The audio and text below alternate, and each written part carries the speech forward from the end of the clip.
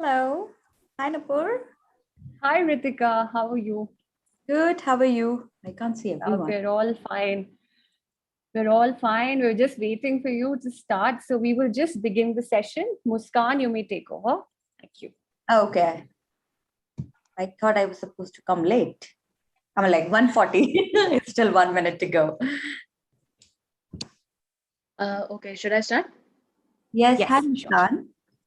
Go ahead. Good afternoon, everyone, to all the dignitaries, faculty, and students who are present here with us on this occasion. Before we begin, make sure you have pen, paper, and pencil colors for the art therapy workshop, Aesthetics of the Mind, by Ms. Hritika Bhagat, ma'am. Yeah.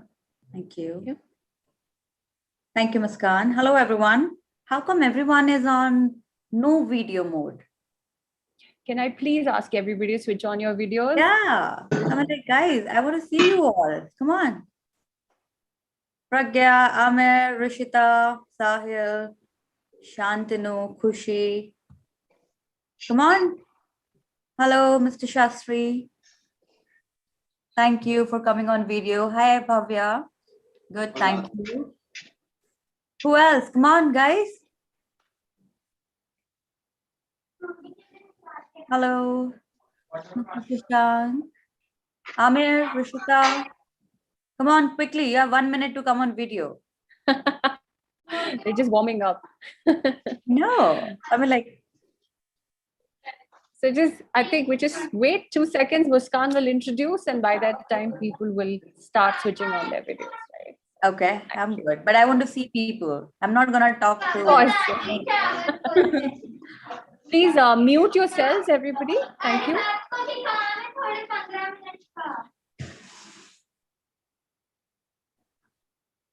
Thank you. Okay. Thanks. Yes, Muskan, go ahead.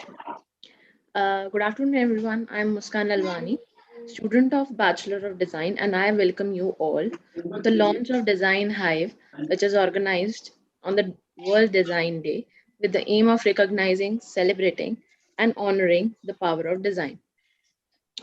Our school reflects the pursuit of bold vision of influencing and impacting how the world connects today and tomorrow. Faculty of Journalism and Creative Studies is a uniquely interdisciplinary hub that blends a variety of fields, experiential learning, innovation, and technology. Combining state of the art Sri Gurudev Gupta media production and design studies with creative inspiration, we are pushing the boundaries of creative exploration and empowering our students to become the creative leaders of tomorrow. Our university has a diverse student-led clubs that and the student media outlets supporting interdisciplinary creative studies, practice, and research. Today's event is to celebrate design by launching Design Hive, which is a design club by our Jagran School of Visual Arts and Design under our Faculty of Journalism and Creative Studies. Design Hive, which is a student driven club that reflects innovativeness, creativity, youthful energy, and represents an icon that is minimalistic yet fun and quirky in a unique way, and reflects responsible usage of tech which is in sync with user psychology and liberal arts. In the first part of the competition, we have organized a digital art competition despite the challenges we have faced during the lockdown. We decided to set the theme as Design for a Better World, a call to positivity in the chaotic world. There were various three categories within the competition, namely digital illustrations, poster, and comic strips. I would like to announce and remind everyone that the entry will close tonight at 11:59 p.m. Now let's go ahead that why we have organized a club as Design Hive. No matter whether you choose to create yourself or simply observe, enjoy it, is relaxing and inspiring activity for many people. Art can be very valuable in treating issues such as depression, anxiety, as is a great way to express your emotions without words, process complex feelings, and find relief. In these turbulent times, student needs positivity, and through this virtual workshop of aesthetic of the mind, art therapy, and we are sculpting, we aim to help our students to deal with stress, anxiety, and bring a sense of mindfulness and happiness through art. Please join us for a Karthik session where we launch our student-led design club, Hive, to celebrate World Design Day in our own way. Please have a look at some of our students' work first. Bhavna, are you sharing the screen? Thank you.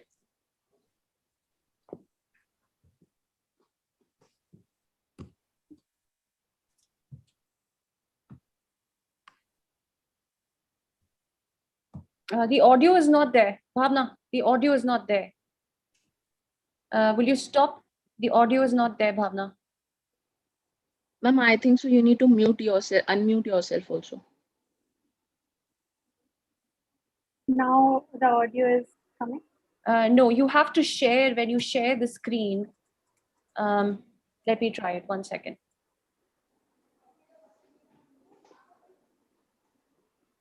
You have to share sound here. Then share your screen. 1 sec. And is that visible? Is it working? It's working Yes, now.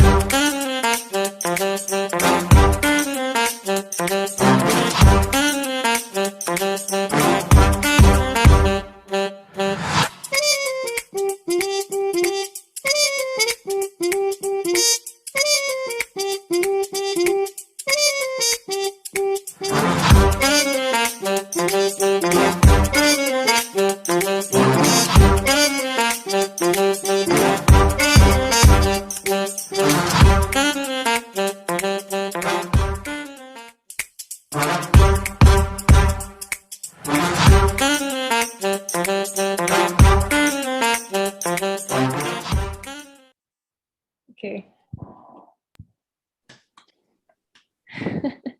thank you. Thank you. Napoleon. I have to say this this video was done by our students overnight. They put this together, and thanks to their effort, this was up and running today. So yeah, Muskan, go ahead. Thank you, ma'am. Now, let me start by giving a brief introduction of our first speaker, that is Miss Hritika Bhagat, ma'am. She is an entrepreneur, safe agilist, eco-artist, art therapist, change maker, and a consultant. Her work is primarily focused on unconscious imagery. She is fascinated by beauty of mind. She realizes that the confusion and chaos are always a part of one's life. But with the help of art, one can deal with it and can cultivate a positive mindset. The tools of art therapy which she practices touches and heals the limiting beliefs which hinders the growth of an individual and encourages all the state brain activity. She uses scribbling and other art therapies techniques to support the process. She has done more than 50 plus art therapy workshops online and offline globally to promote and cultivate growth mindset. Aesthetic of the Mind, art therapy workshop by Miss Hritika Bhagat ma'am is an art therapy which is a technique rooted in the idea that creative expressions can foster healing and mental well-being by promoting natural neuroplasticity. Art is a great medium to help people explore emotions, develop self-awareness, cope with the stress, boost self-esteem, work on social skills, and promote growth mindset. Over to you, Hritika ma'am. Thank you, Muskan. How's everyone doing? It's good to see some people on camera, but okay, whoever is not interested, it's fine. Let's not waste time. All right, so today we're gonna talk about aesthetic of mind. Anyone knows what does aesthetics of mind means? Anyone even tried to know what does that mean? What this lady is gonna come and talk about this? Anyone? Anyone knows what is mindset? Maybe dealing with all the frustrations we have into a one passage of like art and expressing it in our own way. No, the meaning of aesthetics of mind. Oh, meaning. Just what does that mean? What's the title mean? Maybe that means beauty of mind. Yes. Anyone else? Ma'am, maybe that means different stages of mind. Okay. So nobody actually gone through the word. That's bad. Ma'am, When- maybe it is the basic programming which control our actions. Yeah. Our problem is this maybe. We should not be into maybe stage ever in our life. So aesthetics means what Mehak just told. Aesthetic means beauty.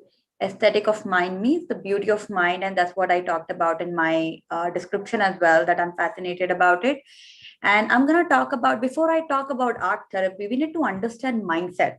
And I think this is going to be a very interesting session for you guys, because nobody told me about this when I was in college or when I was in school. Otherwise, I would have very different thinking pattern. I got to know only a few years back, and I was thinking, oh my God, I wish I knew it before. So I was talking to Nupur and I said, you know what, I want to talk about mindset first, and then we'll talk about art therapy, because until unless we don't understand our mindset, there's no point even doing art therapy. It's like, wandering in some direction without knowing where we need to go. So without delay, let me start my presentation, and I'll share what mindset is all about. And there are two major categories of mindset, and even you can think of yourself which category you belongs to and what is going on in your own life. Okay, so it's gonna be very easy to understand, and it has nothing to do with any gender or any religion, any country, state. It has nothing to do with anyone. It's all about you. Okay, so let me start my presentation, and it's here.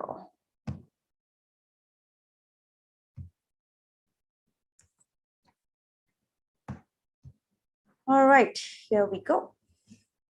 So this is the topic, aesthetics of mind. I have a company named Quality Compliance Private Limited, and we help companies in being agile. Agile is nothing but methodologies which help companies to understand, to make more profits by minimizing risk.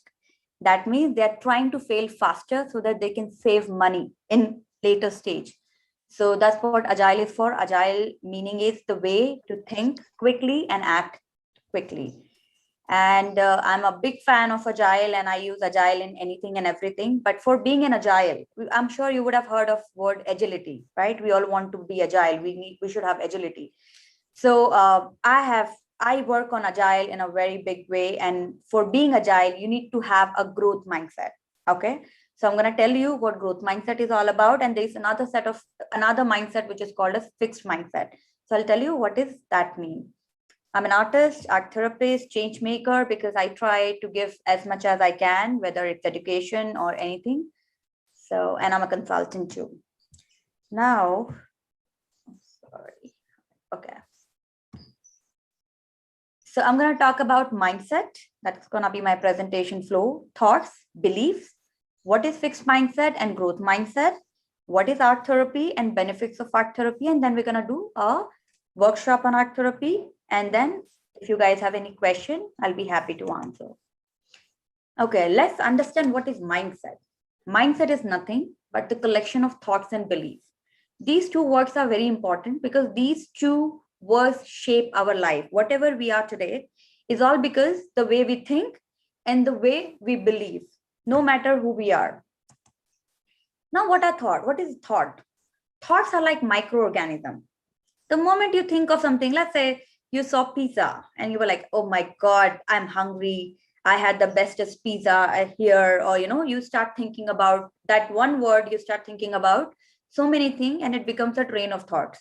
So that's why we say that thoughts are like microorganisms. It's just keep piling up. It gets growing. Now let's understand what is belief. So what is belief? Belief is a collection of thoughts. Okay. So it's a collection of thought, or we can say that it's an attitude through which we can see the world, whether we see it as a true or someone sees as a false, but this is how we see the world based on our thoughts and beliefs, especially beliefs. So now how do we create beliefs?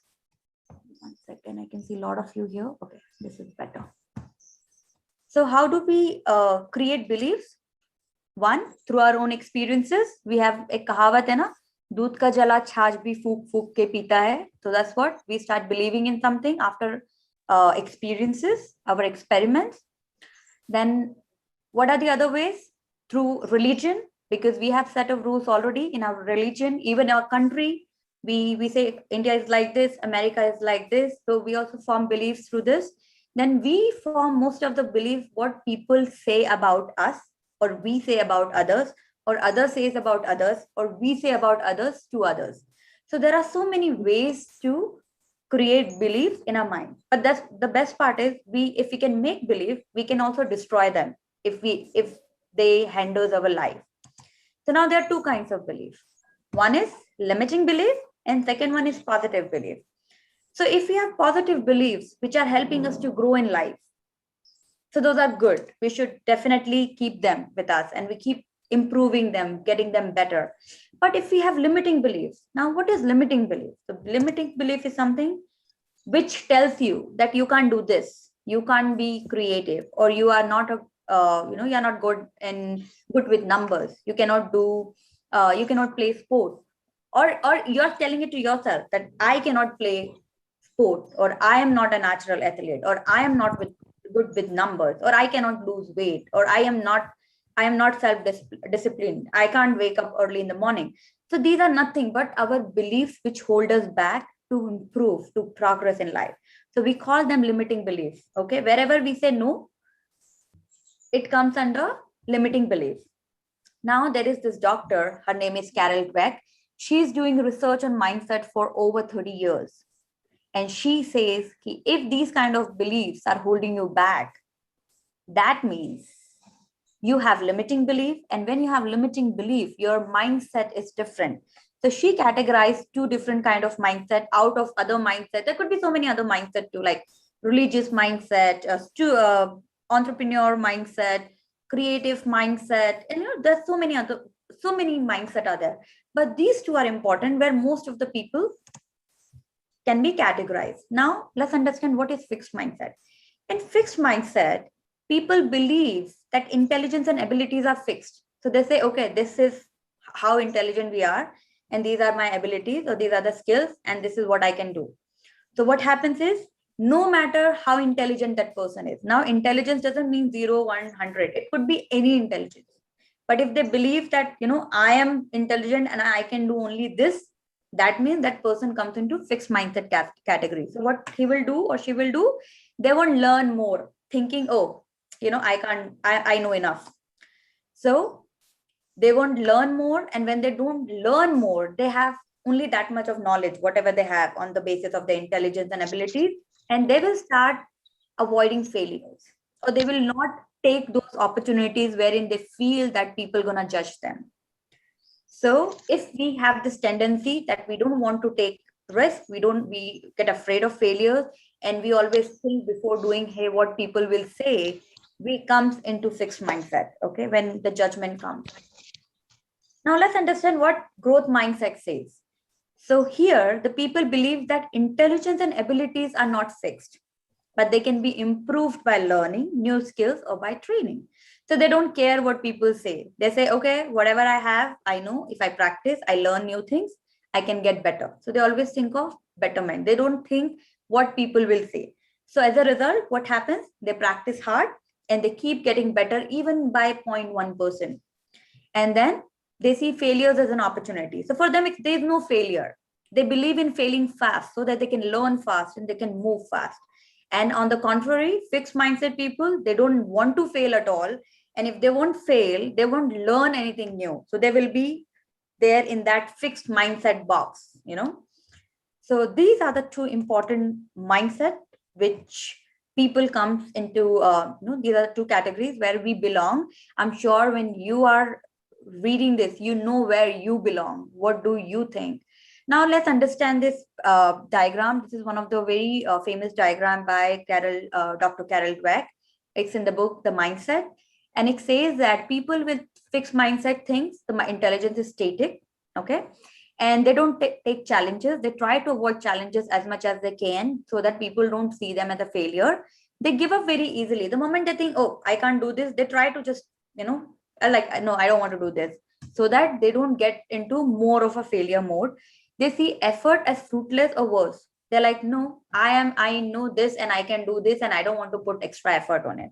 This is it. This is what I can do. This is what I cannot do. Now, what they do is, because of this, they ignore the negative feedback and like constructive criticism. So when somebody even tell them, hey, you're very talented, if you do this, you can do better in life. So they say, oh, tu apna kaam kar jaake, mujhe mat sikha. So this fixed mindset people create these kind of tendencies. Now what they do, they feel threatened by the success of others. So if there is someone who is moving forward, तो उनको डर लगने लगता है कि अरे ये मुझसे आगे निकल जाएगा. Instead of they working hard. And what happens as a result? They have only deterministic view of the world. So they decide कि ये ऐसा है, वो वैसा है, इसको ऐसे ही करना चाहिए था, इसको वैसे ही करना चाहिए था, इसने ऐसा क्यों किया, ये ऐसा, वो वैसा, and we come into that. So the fixed mindset people comes into this category. कि they see world the way they want to see. Now let's understand the other mindset, growth mindset, which I work on through art therapy. And I believe that art therapy plays a very important role in building up these characteristics of growth mindset. The first one is intelligence can be developed. That's very true. Our brain has neurons, and every time we learn something, we grow dendrites. Dendrites are nothing but very fine particle. Every time we learn, the more we practice, our dendrites become stronger, and then it get connected to our neuron, and then we can remember it for a longer time. But if we learn one day and we stop it next day, our dendrites, which we grew as a fine hair, it will destroy automatically because you did not practice it again. So that's why growth mindset says that intelligence can be developed with proper skills and training. And the people with growth mindset, they embrace challenges. They love challenges. And no matter what happens, how many failures come, how many times people say you can't do this, you can't do that, they don't care about it. They keep working hard. They see effort as a part of mastery. Okay. And then they learn from their criticism. So they come and ask you, hey, tell me your feedback. How does it look like? So if a fixed mindset person, you give feedback, he will feel bad. Oh, he doesn't know. But if a growth mindset person, you give feedback, you're like, oh, thank you so much. Yeah, I remember, I made this mistake. I'll get it corrected. And that's how they keep growing, moving. They learn from the success stories of others. They try to, know more about who has succeeded in life. And even they go and ask people, hey, what have you done to reach here? So this is the beauty of growth mindset when where we focus only on learning, not on just judgments. And as a result, what happens? We get a greater sense of will, we feel better, and we reach to higher levels. In fact, if we have growth mindset, we can be better than perfect, because there is no perfect thing in the world. It's always about continuous improvement. If you're in school, like in college, you have to get better when you're at work, because at work you will be demanding, you will be needed a growth mindset, because the customer, you don't know what they want. You can't tell them, hey, I can't do this, I can't do that. Otherwise they'll say, okay, goodbye, find some other job. So growth mindset is the need of today's modern companies. And if we don't have growth mindset, then we should start cultivating growth mindset slowly, steadily, one at a time. And it's very easy to do it. It's all about thinking, having a mind shift. Now, what Dr. Vainidaya says, change your thought to change your world, is very true. Because as I said, our thoughts our belief is a collection of thoughts, right? If we change our thoughts, our belief will change automatically. So if we have negative thoughts, or if we have limiting thought, if we convert those thoughts into positive, we can change the whole belief system. So for example, you're scared of water, right? Or you're afraid of height. But if you do bungee jumping once, you're no more afraid of height. It's done. Your thought process is completely changed. Your belief is already changed. In fact, you will be there out in the world saying, hey, don't worry about it. I have done it. You can also do it. So this is a mindset shift. Now, affirmation. Affirmation is nothing but something which we repeat continuously, or every now and then, so that we know what we want to do. So affirmation plays a very important role in changing our fixed mindset to growth mindset. Why?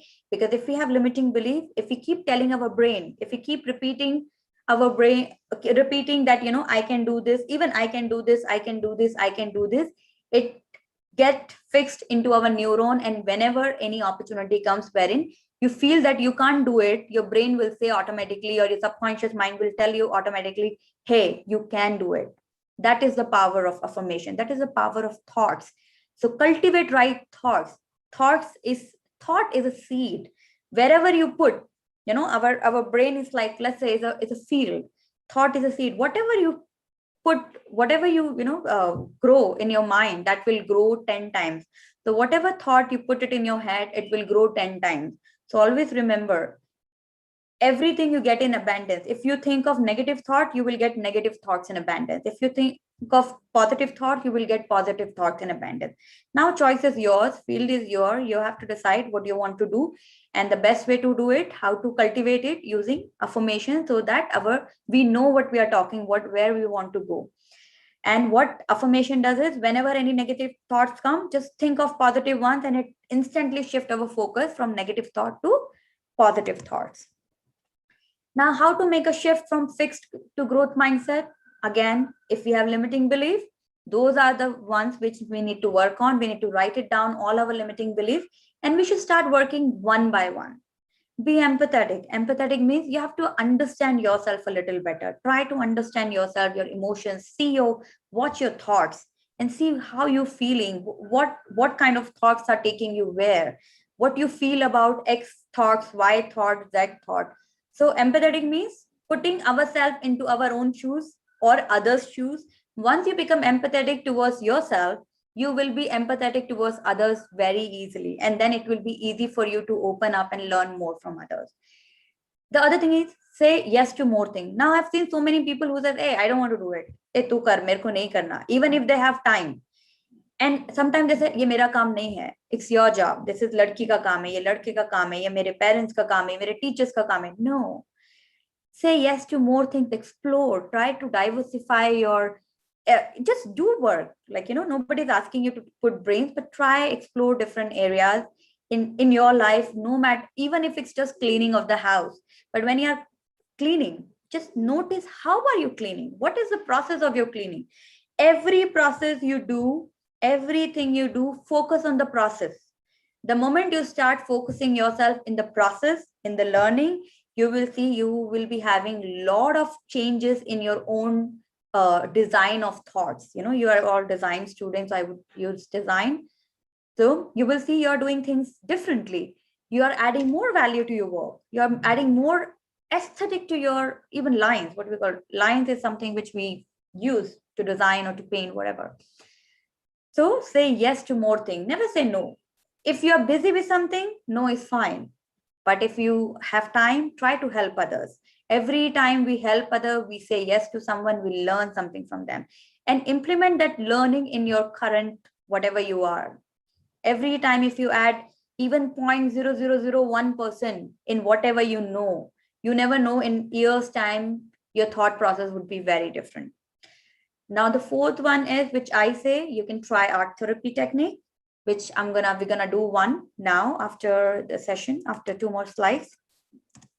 Now let's understand what is art therapy. So you all are design student, and art, you must be painting already, but art therapy is different than intentional painting or drawing. So right now your teacher tell you, okay, hey, you have to do this, you have to do that, you have to prepare all these things so that you can, you can write it in your exam. But art therapy says that you need not to do any intentional drawing. You have to go with the flow. Just enjoy the process. Don't worry about what happens to the outcome. So this is the beauty of art therapy, that you need not to use your brain at all. You have to just go with the flow and feel it, enjoy it, move it. You can even do dancing with that in your own mind. So that is the beauty of art therapy. Now, what is art therapy? Art therapy is the combination of art, psychology, and neuroscience. Now, now the people even have a myth that art therapy is about art and craft. No, it's not about art and craft, but we use art as a medium to convert our negative psychology or limiting psychology into positive psychology. So when we think positive, it influences our brain in a magical manner. It heals our brain, which we also called as natural neuroplasticity. Okay, so when you do art, you improve your psychology, and when you improve psychology by releasing good chemicals like serotonin, you feel better. And when you feel better, brain gets time to heal, even body gets time to heal, and we do things better because we can see things clearly, we can see more details, we can take better decisions, and you will see a lot of changes in your life just by doing simple spontaneous drawing for 20-30 minutes a day. Now let's understand the benefits of art therapy. Now, what art therapy does, when we do anything spontaneously, first of all, it distracts us from whatever is happening around the world into a piece of paper. Okay, that's the best part. So you are here, you are nowhere out of this paper. Second, it pulls together the scattered part of our life and find order. So what we do is, when we do art therapy, it helps us, it expand our awareness, it expand our focus. And when we have more clarity, we are able to connect all the dots of our life. Okay, right now you must be thinking, family different, friends different, teachers different, job would be different, and everything is like separate. You are one-on-one, you're dealing with everyone one-on-one, which is more, which needs to be managed, because sometimes it's very tiring even to manage our relationship. So when we start doing this, we start connecting everything together, our friends, family, career, whatever is going on in your head, it comes together and we start seeing things more clearly. So that's the beauty of art therapy. Now it opens ourselves to kindness and self-compassion. Like I talk about empathy, when we start doing art therapy, is a visual communication, it's more like a verbal communication. And when we start talking to ourselves, we understand ourselves a little more, and we become a little, compassionate towards ourselves. It represents the subconscious self. That means now there are three repository. One is conscious, subconscious, and unconscious. So as per the psychologists, they say that subconscious constitute only 10% of our memory repository. Okay, that means maybe 2 days before and 2 days later we'll remember. Subconscious has 50 to 60% of our memory repository. That's why most of the time we are not even thinking about it, but we are doing. For example, driving. We are never very conscious when we drive, but subconsciously we reach where we have to go. So why? Because our subconscious mind keep all the memories which we have learned over a period of time. Now the third one is unconscious. Unconscious repository constitute of 20 to 30%. This is the memory wherein very intense emotions goes, like birth, death, anniversaries, birthdays, any achievements, failures, anything which very extreme happened in our life, it goes to our unconscious memory. So it's not there, we don't think of it, but the moment we see something which just remind us and bring all the thoughts back in front of our eyes. So that comes through unconscious. So what it is saying, that when we do art therapy, it represents our subconscious self, or it activates our subconscious mind. That means we are more aware, we are more mindful. So we are able to see things with more clarity. Now it deepens our connection to ourselves and others. Again, it's talking about empathy. It supports positivity. Yes, when we do any art activity, it also is a part of creativity, and creativity is the highest form of learning. When we are on a highest form of learning, our neural network changes. And when our neural network changes, we see things better with more positive vibes. We feel better about anything and everything we do. It develops growth mindset. Growth mindset is nothing but the process, the learning process. The same when we do art therapy without thinking of outcome, without thinking of judgment, without thinking of comment, we actually develop a growth mindset where we are focused on learning, not on judgments. Now it improves decision making because you can see things clearly. You know what you want, you know what you should decide. And decision making is an important part of our life. Even the moment we getting up is also a decision we make. If we get up at 8 o'clock and we have college at 9, and if we are late, then we know what happens. But if we get up at 6, do our exercise, study, and then go to college, then you know what happens. So decision making help us to understand what we should decide, what should we do at that every day, when not even that particular time. It helps in natural neuroplasticity, as I said, that when we are into creative zone, it helps our brain to heal naturally. And when it heals, we called it natural neuroplasticity. Art therapy help us to improve risk-taking abilities.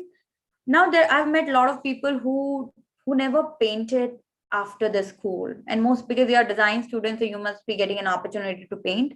But many people just leave it. And today, if you tell them, hey, let's paint, so say, no, I can't paint. That means they have a limiting belief that they cannot paint. And they also do the same thing in every aspect of life, because if they don't know how they do it, or people make fun of them, they will not take risk. So when we drawing itself is a very courageous activity.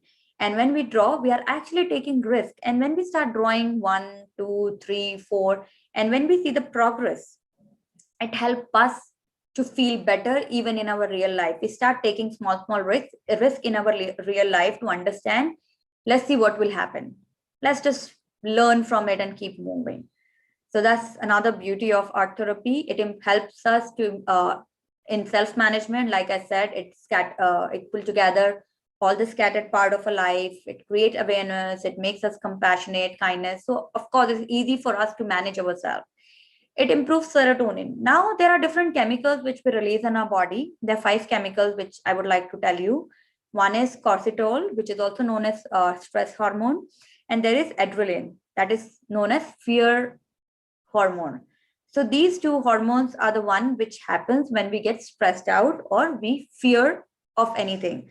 So mostly students get adrenaline more because they're fearful. Oh, if I don't pass, what will happen? They're feared. What will happen if I don't do this? Oh, I have done this now, so I will get अच्छे से पिटाई होगी घर पे, या पापा डांटेंगे, या ये होगा वो होगा. So we release lot of adrenaline. So what happens is, if we releasing adrenaline and cortisol, these are the chemicals which makes us grumpy, which makes us upset, which makes us sad. If any day you feel like upset, grumpy, sad, angry, that means your cortisol and adrenaline level is high. So you need to do something to balance it out or to reduce it. So what you can do is, there are 3 ways to reduce our cortisol and adrenaline. Is serotonin is the happy hormone. So you can get involved into any hobby. If you have any, you can just do what you like. Second one, art. When we do art therapy, it releases serotonin, which is known as long-term happiness hormone. Then when you exercise, we release endorphins. Endorphins also cut down our cortisol and adrenaline. And when we are into a romantic relationship, if you have even if it's children or pet or family, so anything which is related with love, we releases oxytocin. So if we have more of oxytocin, serotonin and endorphins, and less cortisol and adrenaline, that means we are happier. So people, if you see more happy, chilled out, they have more of these chemicals. That's why they are able to keep up, being so happy.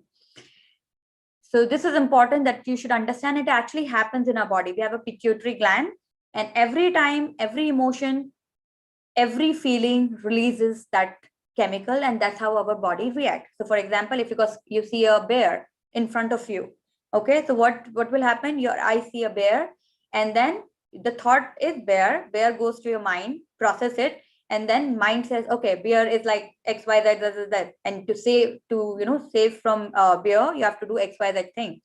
So what happens is, because we got scared, bear is a wild animal, we released adrenaline because that's a fear chemical. And when that happens, it made our whole body to work to actually it's good in one way when it's needed. It's a self, what do you call it? It's a self mechanism, but it's not good all the time. It's good when we have to save our life, but not just because we are stressed and fear of those things. So what happens is the whole body functions faster, and then we know what we need to do. Either we need to act like we are dead, or we need to run away. So our body also function quickly. Okay, just run. And that was the time when we run the best, and we never run like this before. So why this happened is because of our chemicals, the kind of chemicals we release in our body, and body functions accordingly. It also improves communication skills. So what happens is when we do art therapy, we are anyways talking to our artwork, we are sharing our feelings on a paper.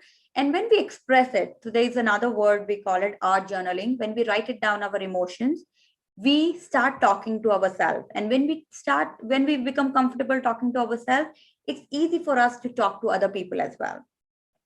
So it improves communication skills. If you have problem that you have ideas, but you're not able to communicate, or you want to say, but you're not able to say it, art therapy is best for you. You should keep doing it, keep expressing yourself on the piece of paper, and you will see a lot of changes in your life. Now, the next one is it reduces stress. Yes, when we do art therapy, we reduce our cortisol. When we reduce our cortisol, it reduces our stress, and it's a great stress buster. It improves our problem solving skills because now we are more aware.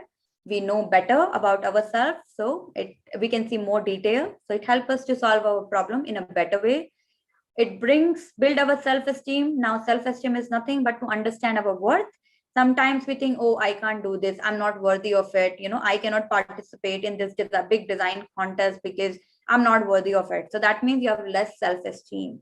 So when you start doing art therapy or therapeutic art, you will learn that you will start getting confidence, and you're getting better day by day. It provides a positive distraction. Like I said, you are there only on this piece of paper, and rest you don't care at that particular time, 20-30 minutes, what is happening around you. So it gives a positive distraction. Can do attitude. Again, art is a courageous activity. And if we can do it on a piece of paper, then we start developing this attitude of doing anything even outside. So like we start taking risk. When we are taking risk, what we are doing, we are trying to do. We are telling ourselves, yeah, I can do it, I guess. Maybe it could be a failure, but let's just try. And then see more in less. So I'm going to give you this exercise. You will learn, you will experience it, what I mean by see more in less. And then it reduces limiting belief because we are working on one limiting belief at a time. So of course we are destroying our negative beliefs, limiting beliefs, and cultivating new beliefs, which can help us to take us to progress. Now it improves patience. Yes. If someone doesn't have patience and they do scribbling, it's a great exercise for anger management and patience. The more you scribble, the more you feel better, the more you find yourself calm, and then the whole idea of seeing things or seeing the world around you changes completely. Patience is very important, even at your work life. When you will go working with someone, there will be people who would be shouting at you. But if you shout back and not understanding why someone is shouting at you, constructive criticism or whatever, if you're not working on that and just replying it back, it's not going to help anyone. So patience is very important to understand the problems. And it improves mindfulness. So when we are doing these exercises, you see we are expanding our awareness, we are kind, compassionate, we are watching our thoughts, everything. Then it ultimately, like, it's all complementary of art therapy. So everything happens by itself. And not only this, there are so many other benefits as well. It makes you feel relieved. It helps you to get rid of those negative emotions which you don't want. It helps you to let go so many things which you never thought that you can actually get rid of them, those emotions, those feelings. So this was it. Thank you. And now, any question anyone has before we move towards our exercise? Yeah, we can take in some questions right now. Yeah, anything on mindset? Anyone has any question? 2 minutes. Ma'am, I have a question. Yes, Muskan. There's a thing that about the art therapy, the Okay. judgment or everything. We say that okay, the judgment of others shouldn't affect us, and shouldn't we care about it?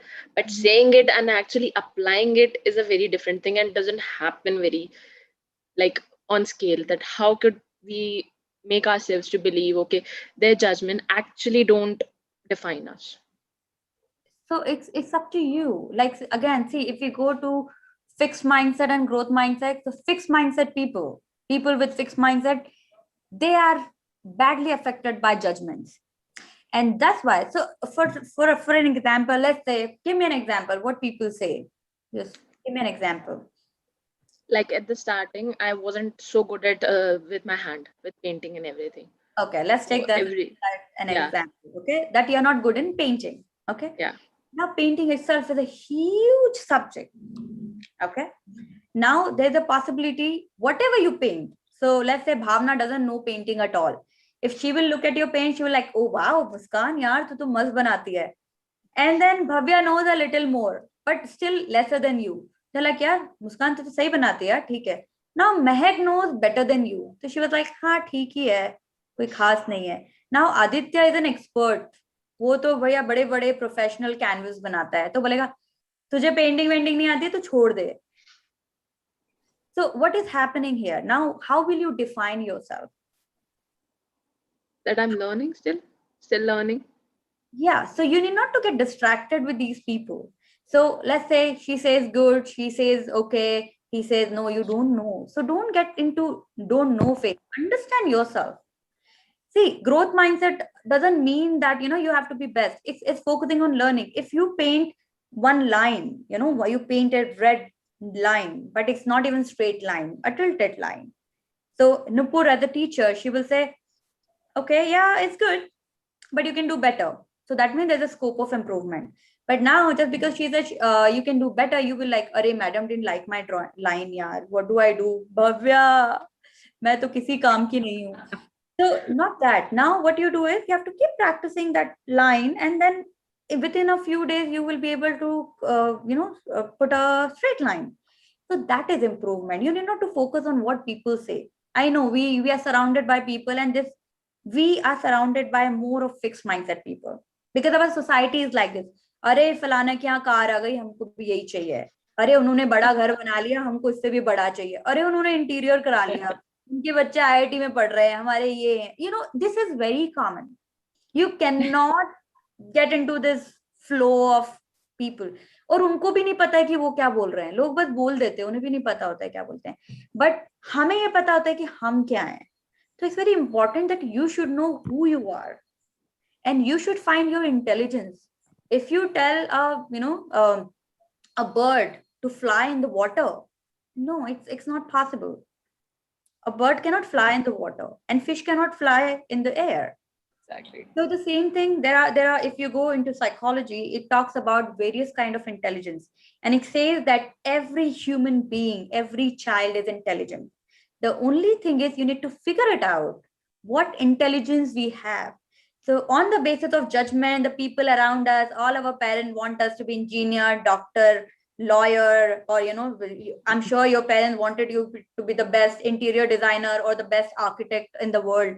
It doesn't work that way. Even having your 10-20 subjects, you cannot do everything. When you go to a job, you need not to do all the things, but you need to find your own niche. What am I good at? Am I good at creating line drawings? Am I good at painting? Am I good at coloring? Am I good at particular subject? And you have to build that particular thing one by one by one. And I'm telling you, no one can stop you in the world. But if you're focused on 10 things, अरे ma'am ने बोला मेरा line खराब है, महक ने बोला painting नहीं आती है, भव्या ने बोला कि ये नहीं आता है, तो you will feel like you are the most dumb person in the world. No. In fact, I would say to teachers that don't tell your student that they're smart or they're talented or they're this. Tell them what their specific abilities are. Tell them that they're very good in line drawing. So they should build that line drawing. They're hardworking. They're good in design aesthetic. They're good in this. They're good in that. And you guys have to take that particular line seriously. You can't do everything. And you don't need everything in your job. I'm telling you, you don't need everything. Just one thing you be master of. I always believe that it's good to be jack of all trades. But now, in few years, I got to know it's important that jack of all trade is important, but you have to be master of one. You cannot get rid of it. Okay? So don't worry about what people say. And you're too young to think all those things, yeah. You're a student. Just ऐसे एक कान से सुनो दूसरे कान से निकालो. That's why we have 2 years, right?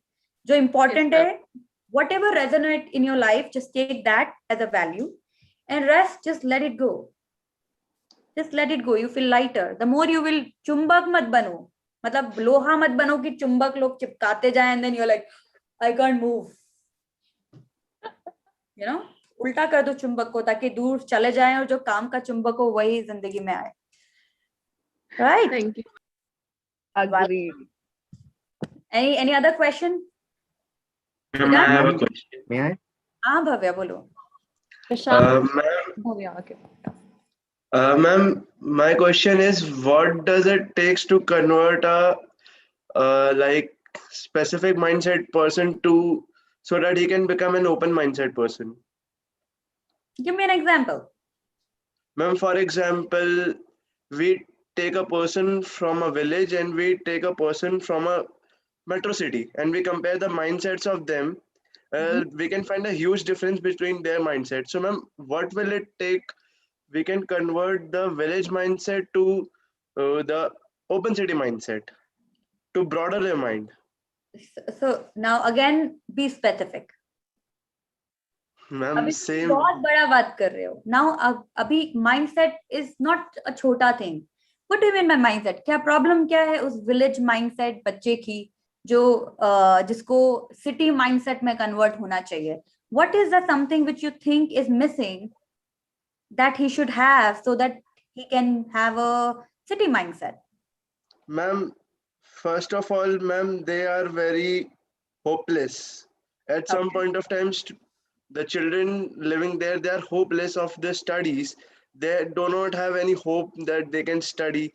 But if we take an example for a student from a city, it is already in his mindset that he knows he has to go to school, he has to study, he has to become a businessman or whatever he wants to become. But as you compare it to a villager or a village student, it's like बस मेरे को school जाना है, मेरे को वापस घर आके खाना खा के सो जाना. Ma'am, how to convert that? Okay, so here environment plays a very important role. So if you know that you have to go to school, then you have to go to college, then you have to work, it's the environment which is being created around you so that you know this is what you have to do. But उस person जो गांव से आया है उसके यहाँ पे वैसा mindset ही नहीं है, क्योंकि लोग हमेशा या तो खेती की बात करते हैं या उन्होंने बस यही देखा है कि बस थोड़ा सा पढ़ लो, बहुत है, लड़का ने थोड़ा पढ़ लिया, लड़की लाएंगे, दहेज मिलेगा, आराम से खेती बाड़ी है, हो जाएगा. तो ऐसे माइंडसेट हैं, but it depends on the environment. So हमारा हम जो भी होते हैं, हम होते हैं 50% हमारे जीन्स के कारण कि हमारे माता पिता कैसा सोचते थे, और 50% हमारे एनवायरनमेंट के कारण कि हमें एनवायरनमेंट कैसा मिला है. So you can't tell them that they are hopeless. Okay, they have come from an environment wherein they learn that. And बच्चों को नहीं पता होता है कि वो क्या सीख रहे हैं. बच्चे तो बच्चे होते हैं, और तुम बड़े भी हो जाओगे ना तो भी तुम्हें बचपन की बातें याद होंगी. तब भी तुम बड़े होके भी चाहोगे कि मेरे बचपन के सपने जो पूरे नहीं हो पाए वो मैं अब कर लूं. So it's not their fault. They live that way. So again, if we need to encourage them, if we need to motivate them, first we need to be empathetic towards them. उन्हें समझना पड़ेगा कि वो किधर से आ रहे हैं, मतलब उनका क्या बैकग्राउंड रहा है, उनके घर में क्या बात होती है, वो क्या सोचता है या क्या सोचती है, एंड देन उसको कैसे धीरे धीरे आप उसका माइंड, हर चीज एकदम से नहीं होती है. You have to go very slow कि अच्छा, you know, so one needs to be a guide to them. तुम उसको सिखा नहीं सकते. Nobody can teach anything to anyone. You have to be mentor, even to your friend, to your sibling, to your neighbor. Just be mentor. Tell them stories कि हे पता है ऐसा हुआ, जब मैं छोटा था ना तो ऐसे ऐसे होता था, या जब मैं कॉलेज में हूँ तो ऐसा ऐसा होता है. So when you tell them stories, they started transforming automatically. But if you tell them, अरे यार तू तो गांव का है, पूरा गंवार ही रहेगा, तेरे को तो ये नहीं आता, हम लोग तो देख कब से पूरा प्लान करके बैठे हैं, ये वो ये, So I belong from a very small town. Nobody talked about IIT before. So I never know, nobody guided me. But there are people who were already preparing for it for 2 years, 3 years. तो ऐसा थोड़ी ना, but मेरा environment ही नहीं था, तो मुझे नहीं पता था. So, it's not, there's no, it has nothing to do with the child or that person. It's all about the environment that makes us. Even you, all of us are here and whatever we are because of the environment, the way your teachers teach you, the way your neighbors treat you, the way your friends treat you, the way your parents treat you. Why it happens that there are two brothers in the same family, one is very aggressive and one is very studious. Same family, same environment, same genes, but why is that happen? Maybe influence, or maybe he's seeing that Bhavya is getting more attention from parents than me. They start creating jealousy. Unless you make them comfortable and be friends with them and understand what is going on in their life. Right? Yes, ma'am. Okay, hope I answer your question. So nobody is ma'am. hopeless in the world. I'm telling you, all of you, no one is hopeless. The only thing is we need to help people to understand their own intelligence. They understand what they are good in. Help people is important. Yeah, next, we're done. All right. So I would like you guys to keep your pen and paper ready. Let me open my timer. Yeah. Can I please have everyone's camera on, please? Thank you. Yeah, it's very annoying, I must say. You guys are just students and then to behind the camera. See, I can at least talk to, Bhavya, Aditya, Shashank. I'm not even looking at people who are behind the cameras. So you're losing the limelight. All right. So, okay, before we start this exercise, I want to tell you some facts, which is important that we as a student or adults should know. One is, as per the neuroscientist, we get 50,000 thoughts on an average every day. Okay. No matter who we are, whether we are student or adult or older people, doesn't matter. So this is an average, 50,000 thoughts. And unfortunately, 90% thoughts are repeat. So imagine you're carrying 45,000 thoughts every day for no reason.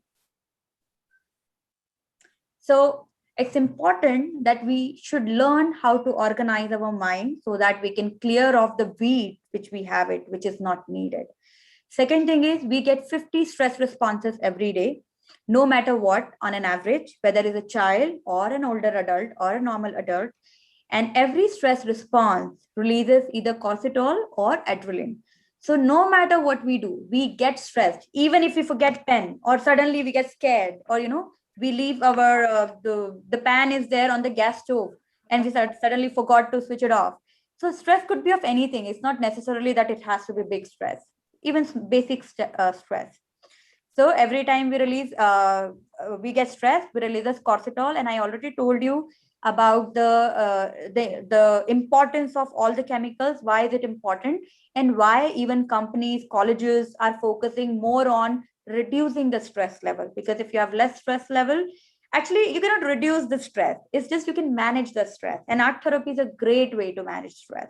So what it will do, it will also release serotonin, which will cut down your cortisol. Now, 8 out of 10 people are suffering from mental disorder. It could be anything. So 8 out of 10 means even among us, most of us are suffering from mental disorder. It could be stress, it could be anxiety, it could be even simplest thing.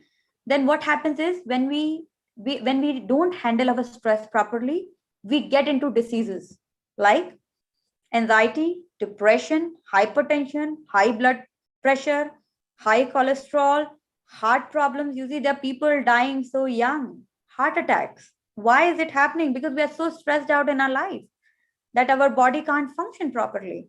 So it's very important to manage our stress. Now, so I got to know that anything and everything we do, everything is related with stress. So we need to manage our stress from the basics, from the root, and art therapy plays a great role in handling our stress plus promoting growth mindset. So I find it like a रामबाण कि भाई अगर ये कर लिया ना तो जिंदगी झिंगा लाला. वो कौन सा एक्ट था ना, इसको कर डाला तो जिंदगी झिंगा लड़ा type. So I found my mantra. And then I started teaching कि यार it has to go to every corner, wherever, whoever I know. And that's how I've created the whole program, which has mindset in picture, because mindset is very important, that we should respect each other and we should understand that everyone is intelligent and we should focus on learning, not judgments. Then only we can grow in life. All right. So now, as I already talked about stress, worries, I want you guys to close your eyes for 2 minutes and think of all the worries you have. Whatever is troubling you, you have to think of. Okay. You have to watch your worries. Close your eyes, all of you. And your time starts now. I'm going to give you 2 minutes to watch your worries.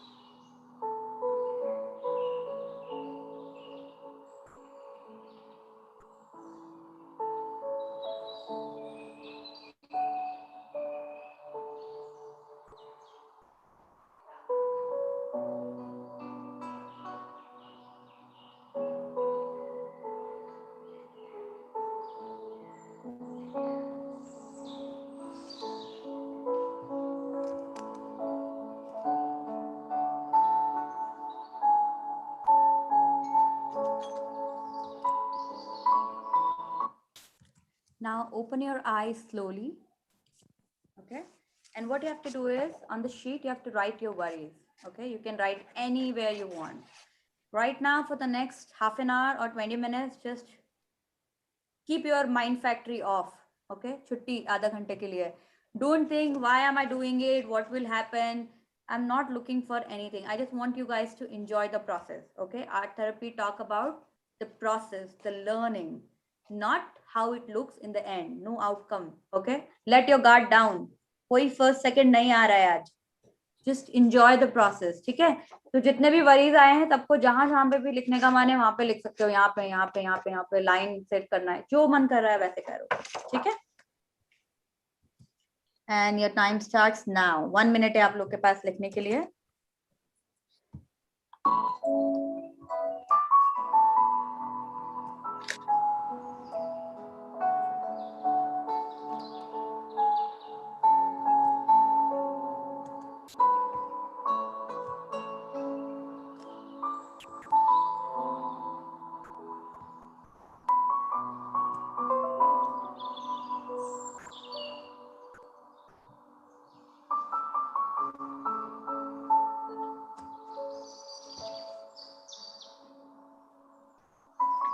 I hope those who are not on video are also writing or participating.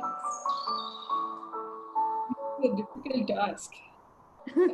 It's okay. It's their loss if they don't do it. Because experiences teaches us more than talking. That's Exactly. how I believe. I'm sure they are doing it. I'm sure they are. I was saying that generally we run away from the worries, and I just like to be away from this one. It's going to be a difficult one to pen it down to all those worry because, it'll be a little heavy.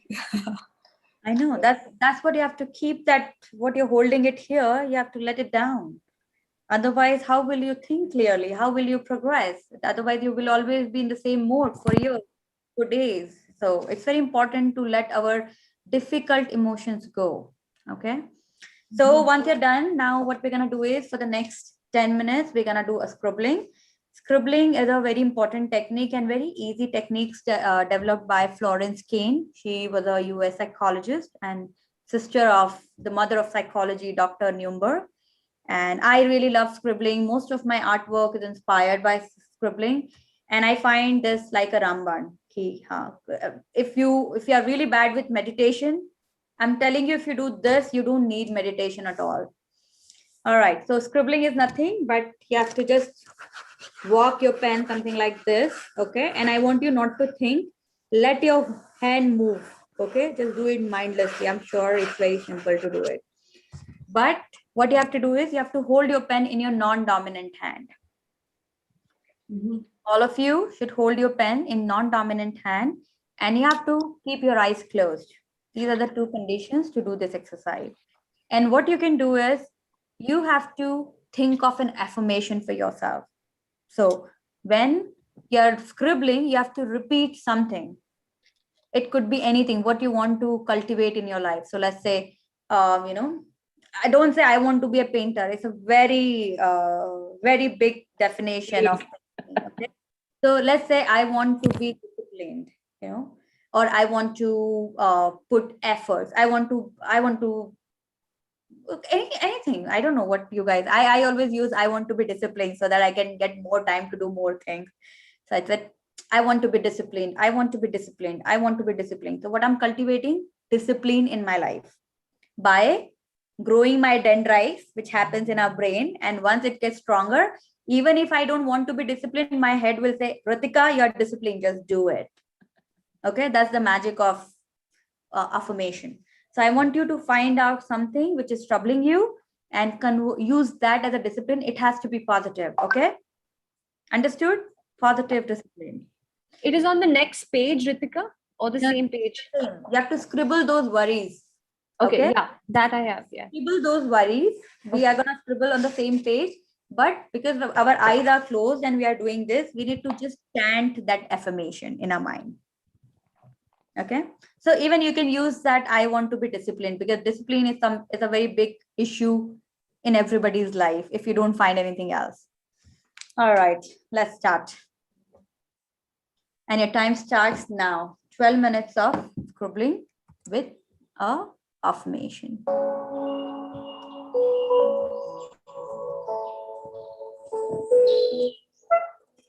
No watching, keep your eyes closed, just relax and just go with the flow.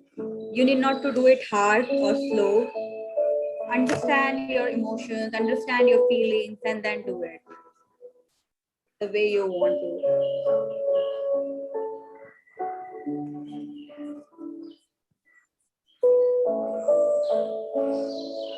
Remember, we are using this art technique as a medium to convert our psychology. So it has nothing to do what it looks in the end. Okay, so don't worry about that. The idea is to heal our brain, become more intelligent, become more skillful, focus on learnings. Is the mantra.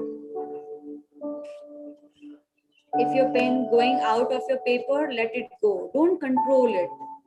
Just go out of it. It's okay.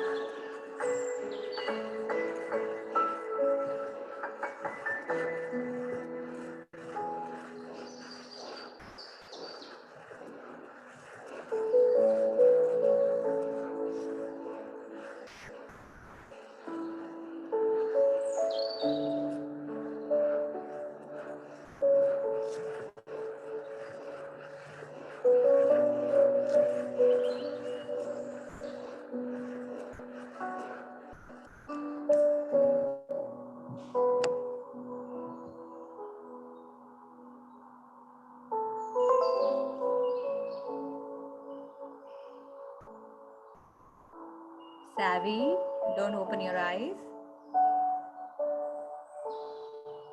All right, I want you guys to open your eyes slowly. And you have to, if you see your worries are still visible, you have to scribble them off. But use non-dominant hand, but you can see it. So if you see your worry here, just scribble it off and scribble the other plain part of the paper, whatever you see.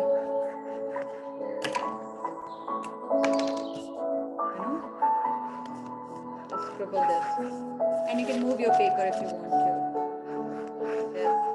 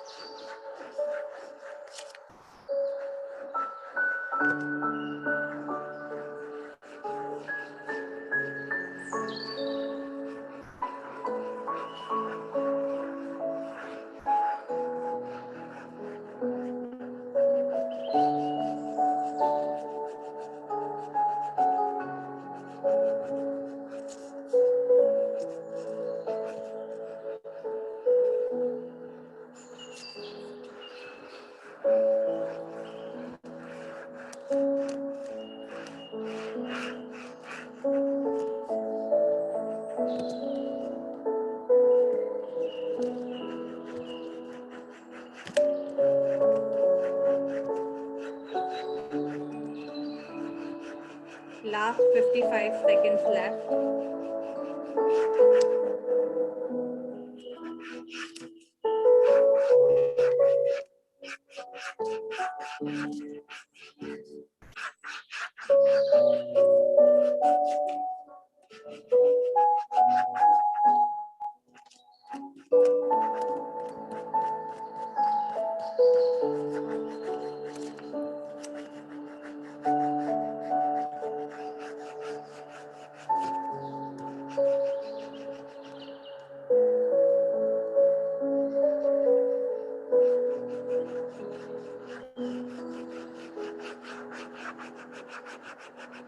All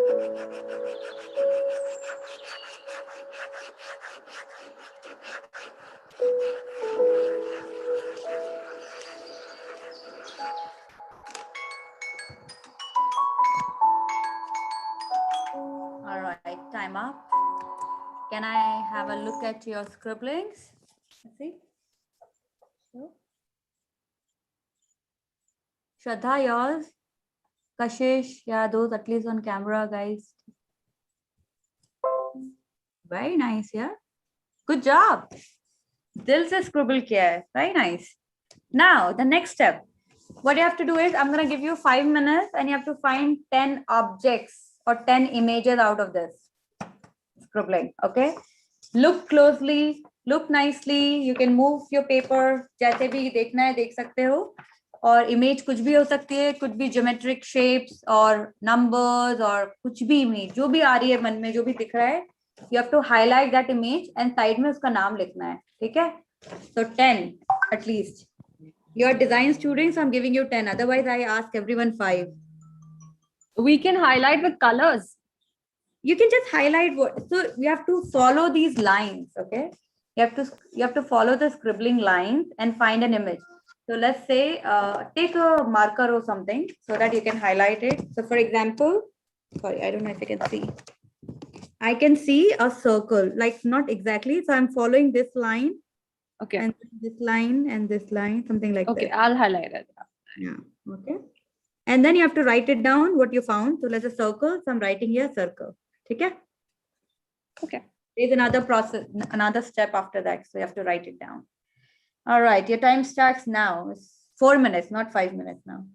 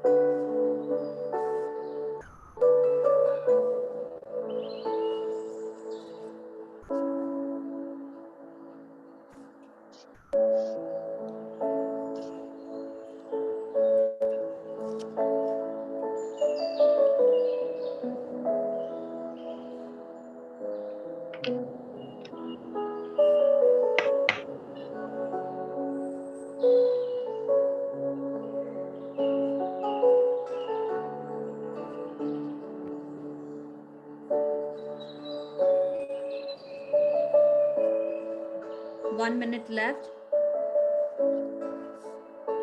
Yeah. Done.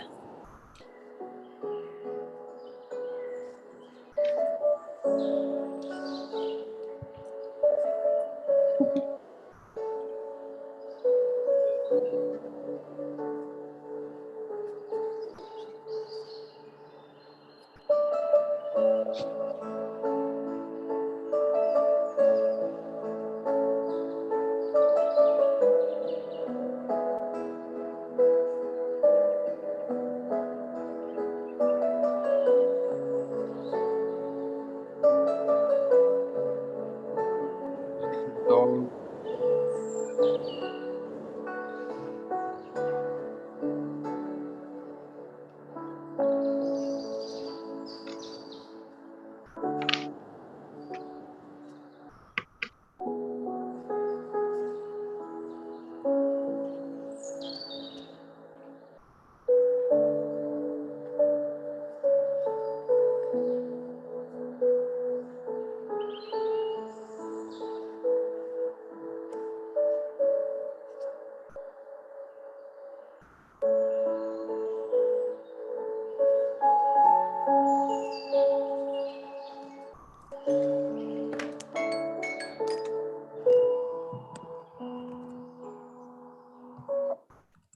Everyone found any images? Yep.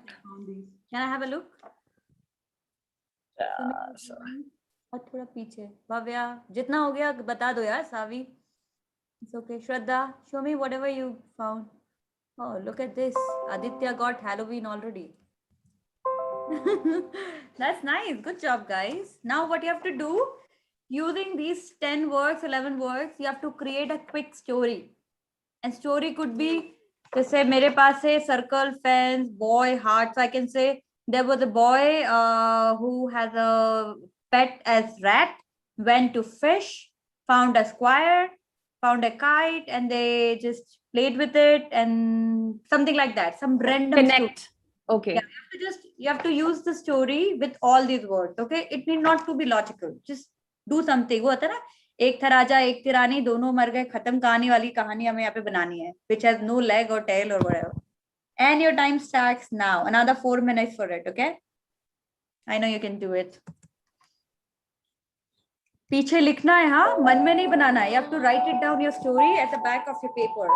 इधर लिखना. I'm gonna see लिखा है कि नहीं लिखा है.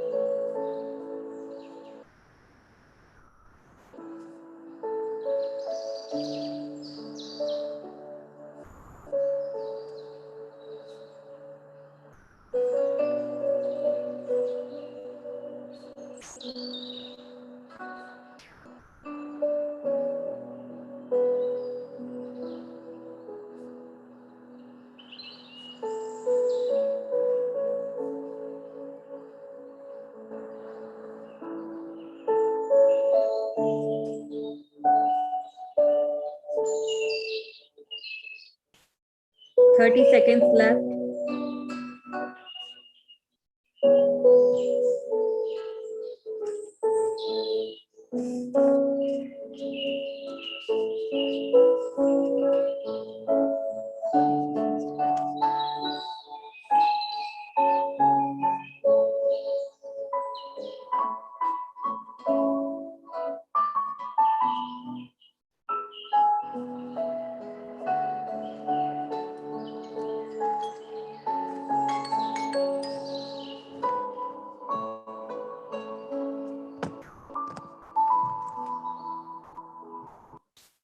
All right, time up.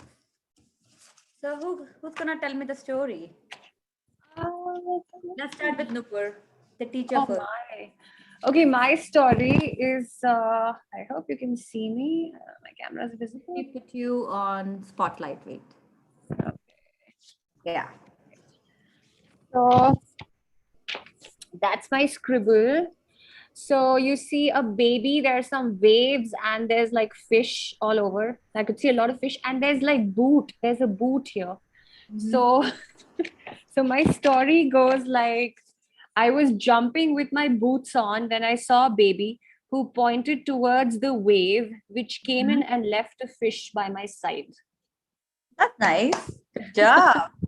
Okay, I can see Bhavya next. Let's quickly listen to the stories. Tell me your story quickly. Shashank, I don't know if he has done it. I can see Aditya next. Ma'am, this is my scribble. As you can see, there is an infinity logo, tree, crescent moon, cone, and much more shapes.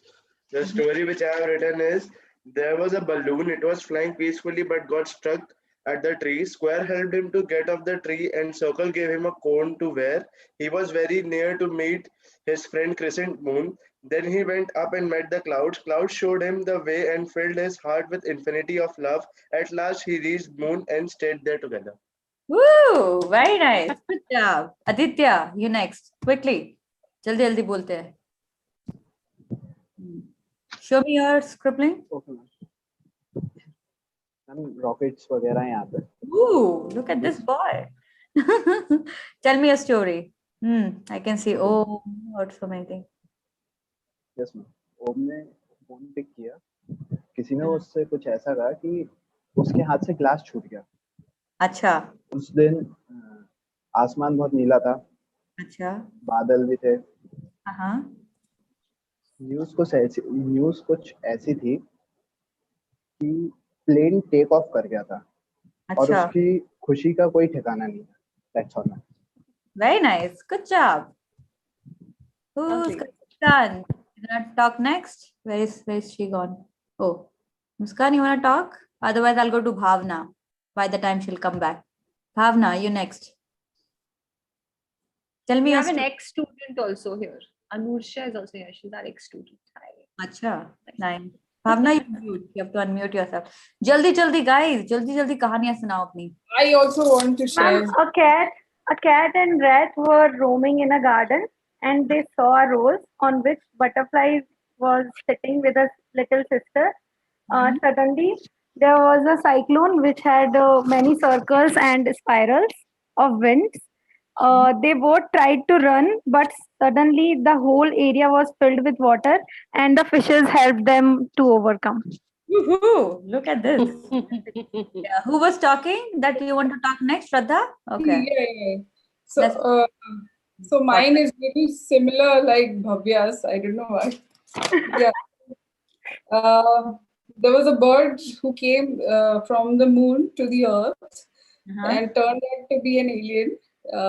This alien lost all paths on the earth because and suddenly so the alien went in the mountains and meditated and then healed the earth and gave power to the lungs. I don't know, I saw many organs in my screen. Lungs.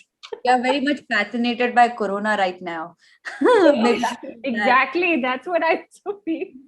Yeah. So your story is not at all like Bhavna. Nobody's stories can be anybody's story. It's your story. What you see is you, whatever you're thinking. So don't worry about any story.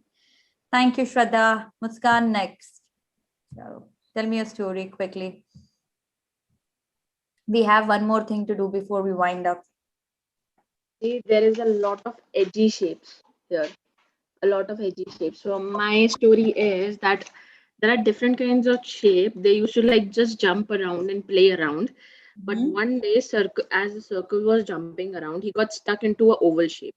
That day, every shape realized that they can be whoever they want whenever they want to.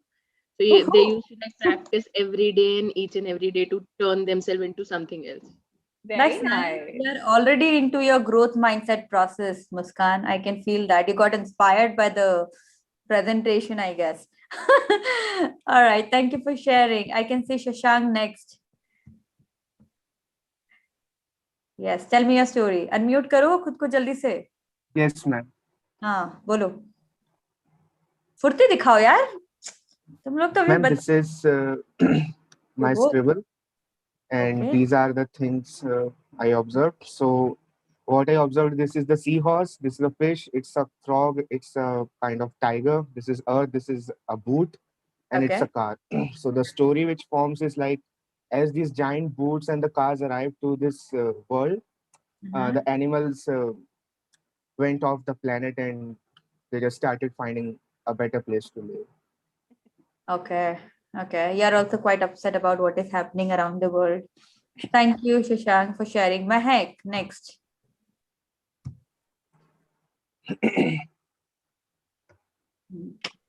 So ma'am, here's my scribble with एक emoji है jeep से चढ़ाने वाला, and then there's infinity, skeleton, teddy, TV, and heart. So I've written there's a teddy who used to haunt everybody at night, and then a kid came in and starting teasing him वो ऐसे jeep से चढ़ा के, and then the TV suddenly started. Kids saw skeletons everywhere. Then he planned to visit Infinity Hole with them. Do you like cartoons too much? She's watching Netflix, especially the horror series. I know.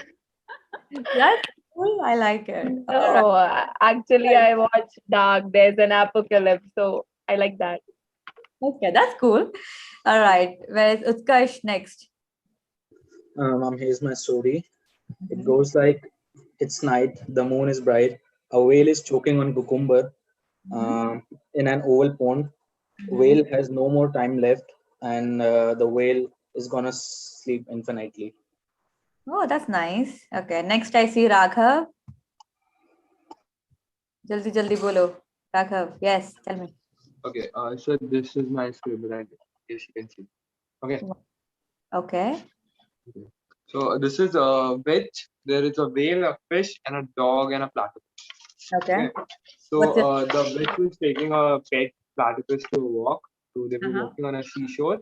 The platypus saw fishes and got really excited, and then he went out swimming and was eating a fish while a whale came and ate the platypus.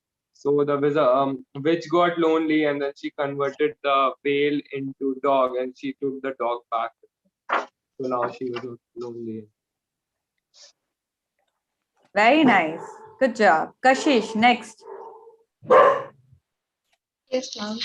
Some boys goes to the pond and sees leaves floating on water, and he throws a stone in the pond, and a fish comes to the surface of the water, swirling its tail. When he tries to catch the fish drops from his hands and goes to the water again.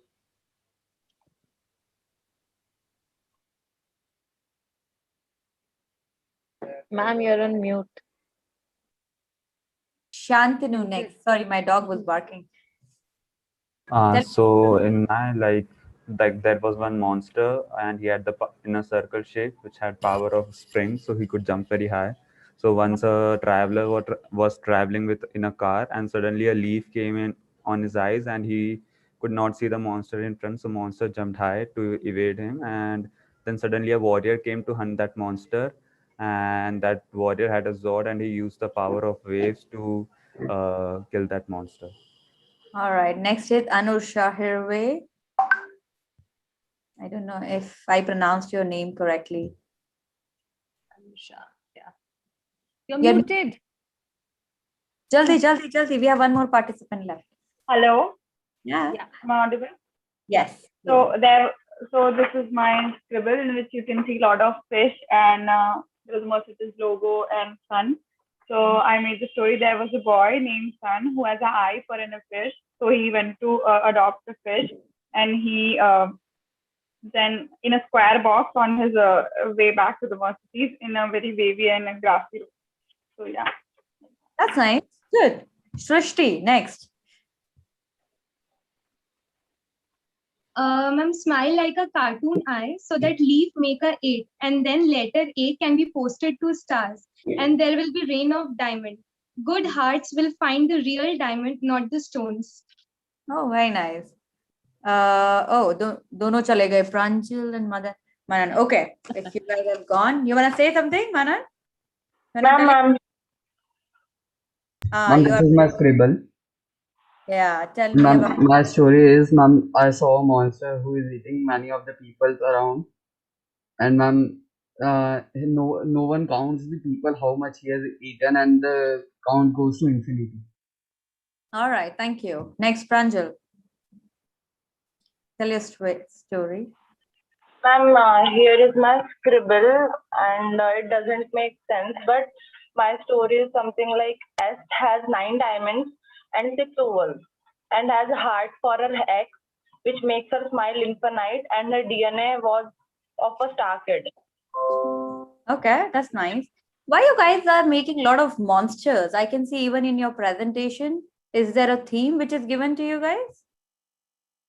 I can see somewhere you guys have this. This one will help you in your real life, I'm telling you. Because whatever we draw, we paint from our own emotions or the environment or whatever we are watching or whatever we are influenced on. So this could be good for your college maybe, but in real life, nobody gonna like if you're gonna create monsters unless you're in animation industry. Okay, and even I don't know who watched them. So try to bring some more flavors, work on. This is a great technique to invoke creativity. Like, see, you have created story, and even you told story, it itself is creative. So try to find stories, something like this, or in other ways, go explore, go watch people, understand somebody's biography, and take inspiration from the right people, not from monsters. Come on, guys. I mean, like, I don't know what is the inspiration behind monsters here, but yeah, let's Actually, I think they've been watching too many of these COVID, WhatsApp forwards and all of these things. Maybe I think that's what's going we on. need to get rid of those because that comes under circle of concern, not circle of.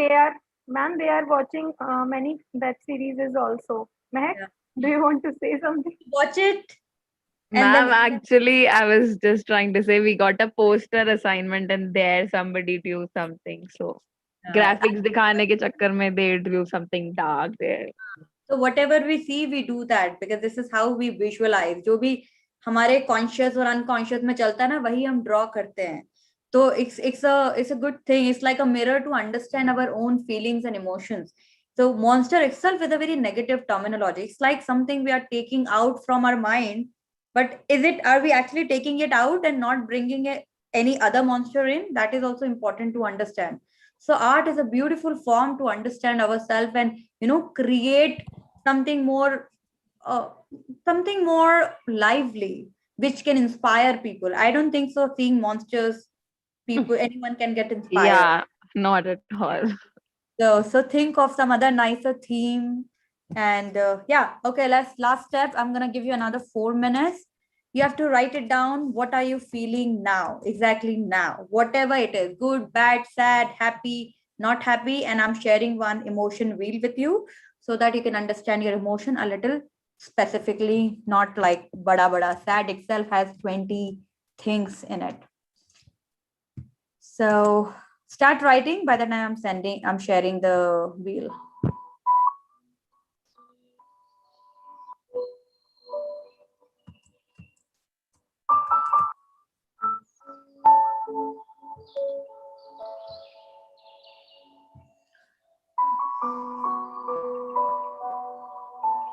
You have 3 minutes, huh? Express yourself. This is a very important part of art therapy. And that's how we improve communication with ourselves.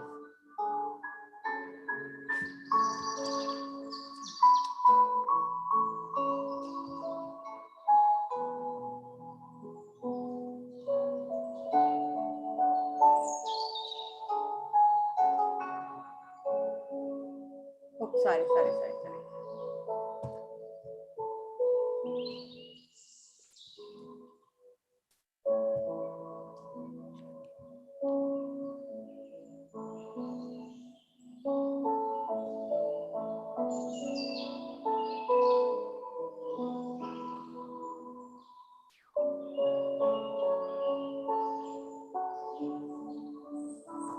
Come on, keep writing. I don't want to see you not writing. Write. Writing is very important. Learn to write. Write your goals. Write your day. What you have to do. You can get rid of so many of your thoughts just by writing them on a paper so that you need not to remember them.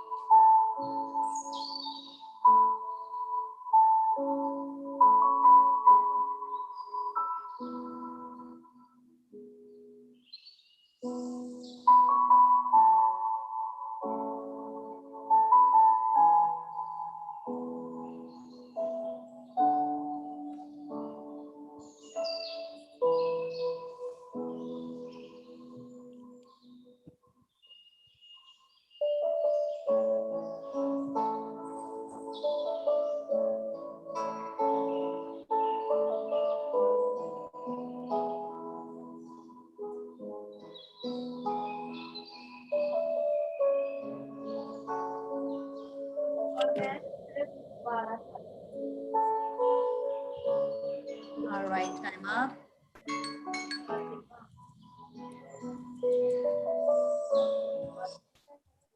All right, so this is the last part. I would like you guys to share what do you feel right now. 1 second.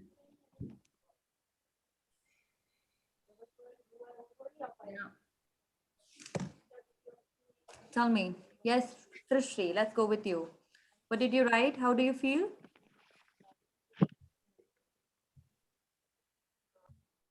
Ready? You want to talk? Yes, ma'am. How do you feel right now? Ma'am, very relaxed, cheerful, happy, energetic, and I don't know, it's a kind of feeling that we cannot understand, but we are feeling very relaxed. For some time that I am separated from my own world, I am feeling like that. That's very nice. Good. Thank you for sharing. Who gonna go next? Kashish. I can see you next. How do you feel? I'm very peaceful and joyous, calm. I'm thoda sa sleepy, faithful. I know it's a long exercise, so that's fine. And you're actually making your brain to work harder by creating scribblings and then stories and images. Of course, you'll feel tired, so don't worry about it. All right, next Manan. I'm peaceful and neutral. Neutral. Okay, cool. Thank you. Anur. Okay, I just say Anu. Anu, you next. Yes, ma'am. I'm having this very mixed feeling of very abstract. I don't know, I'm sad or happy, but I'm having this blank feeling, which is good actually, which is making me feel relaxed inside somewhere. Yeah. That's good. Yeah, trying to understand your emotion itself is good. It really doesn't matter that you have to go into a happy side, but it's important that we should understand what we are feeling right now so that you can work on it. You know? So that's good. Thank you.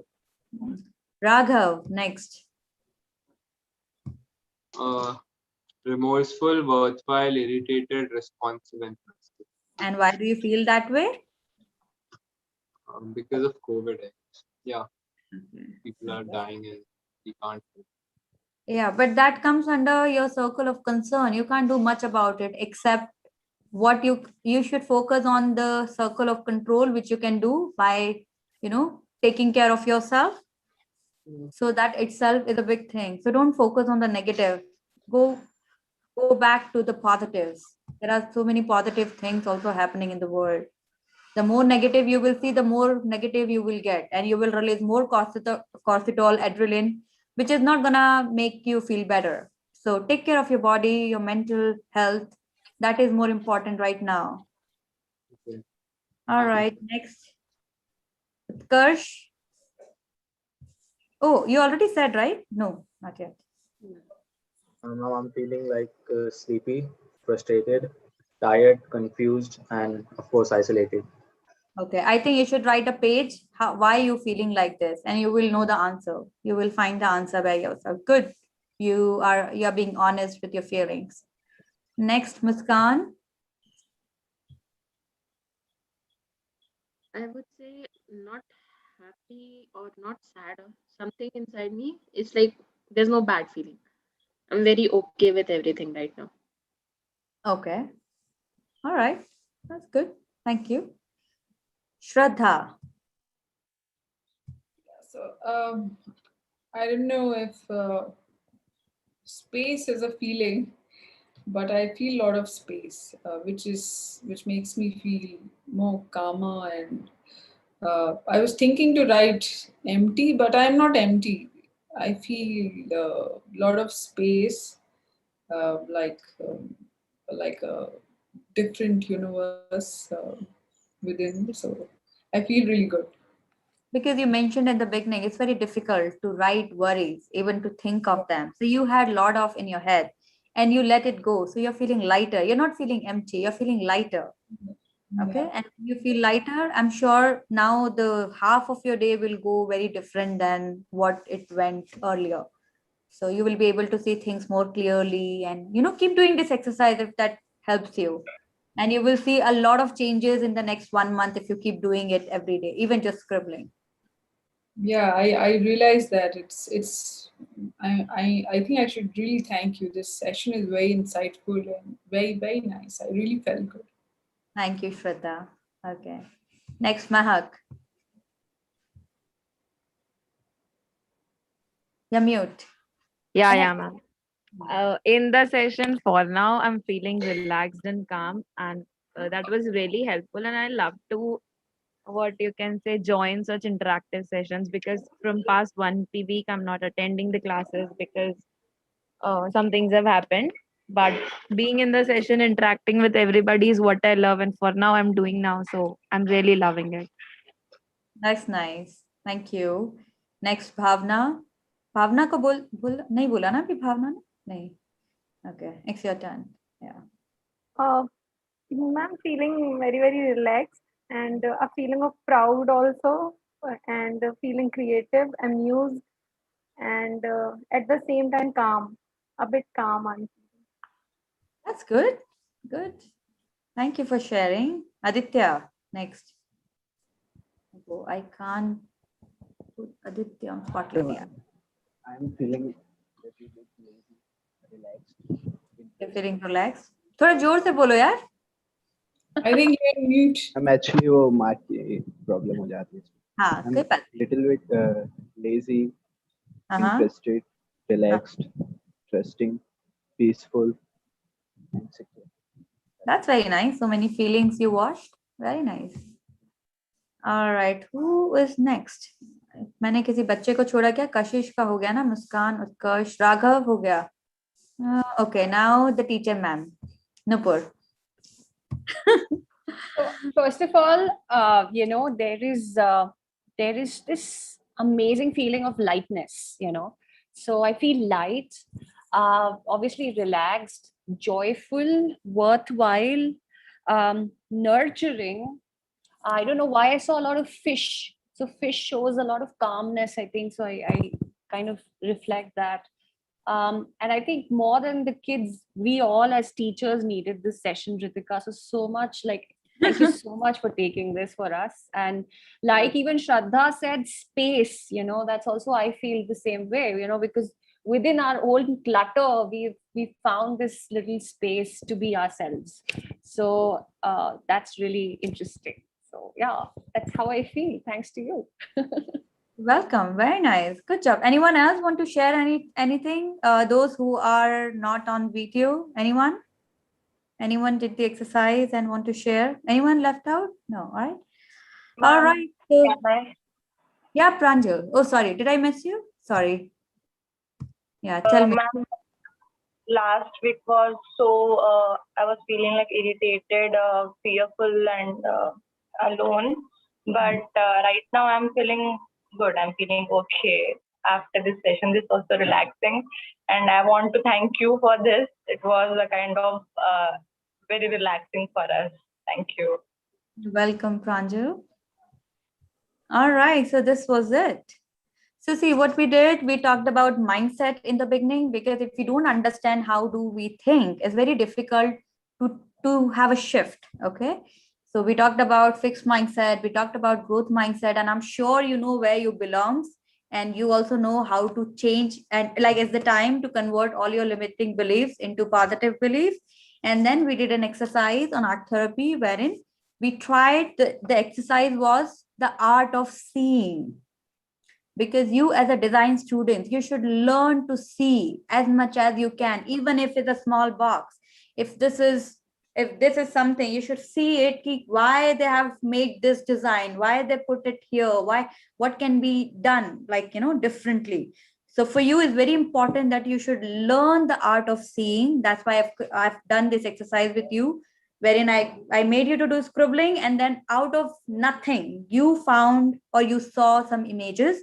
And the beautiful part is, not only you found images, you also created a story. So our brain doesn't know how the story, that's not your, that's not your expertise to create a story, but you created something new. So when we create something new, we get our neural networks in the brain changes, and it gives us a different perspective to solve even our problems.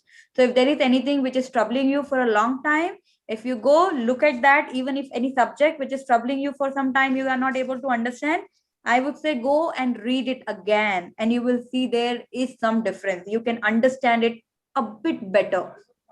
So that's the power of creativity. Normally in our education system, if we see the, what do you call, there's a, what is that, the pyramid of learning, I would say, understanding. So how Bloom's taxonomy. That Bloom's taxonomy. You should definitely talk to these boys and girls. So it starts from understanding, then learning, analyzing, evaluating, and then come to creativity phase. But in creativity phase, you have to have all of them, but you have to let your guard down. You should be ready to find more solutions, more than one solution. But what we do, most of the people, no matter where they are from, whether they are IITs, IIMs, I met many people around the world, they get stuck in that evaluating phase. So when you get stuck in evaluating phase, there is no innovation.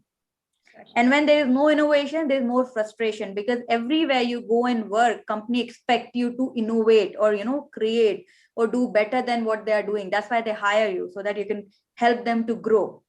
So this creativity phase is very important, which comes exactly above from evaluation phase. So it's good to be an evaluator. It's good to criticize. It's easy to criticize with some fundamentals, but there is also a need of creative people, no matter what field we are in, wherein we not only criticize, but we also say, hey, there are 10 things which we can do if we are not able to do this.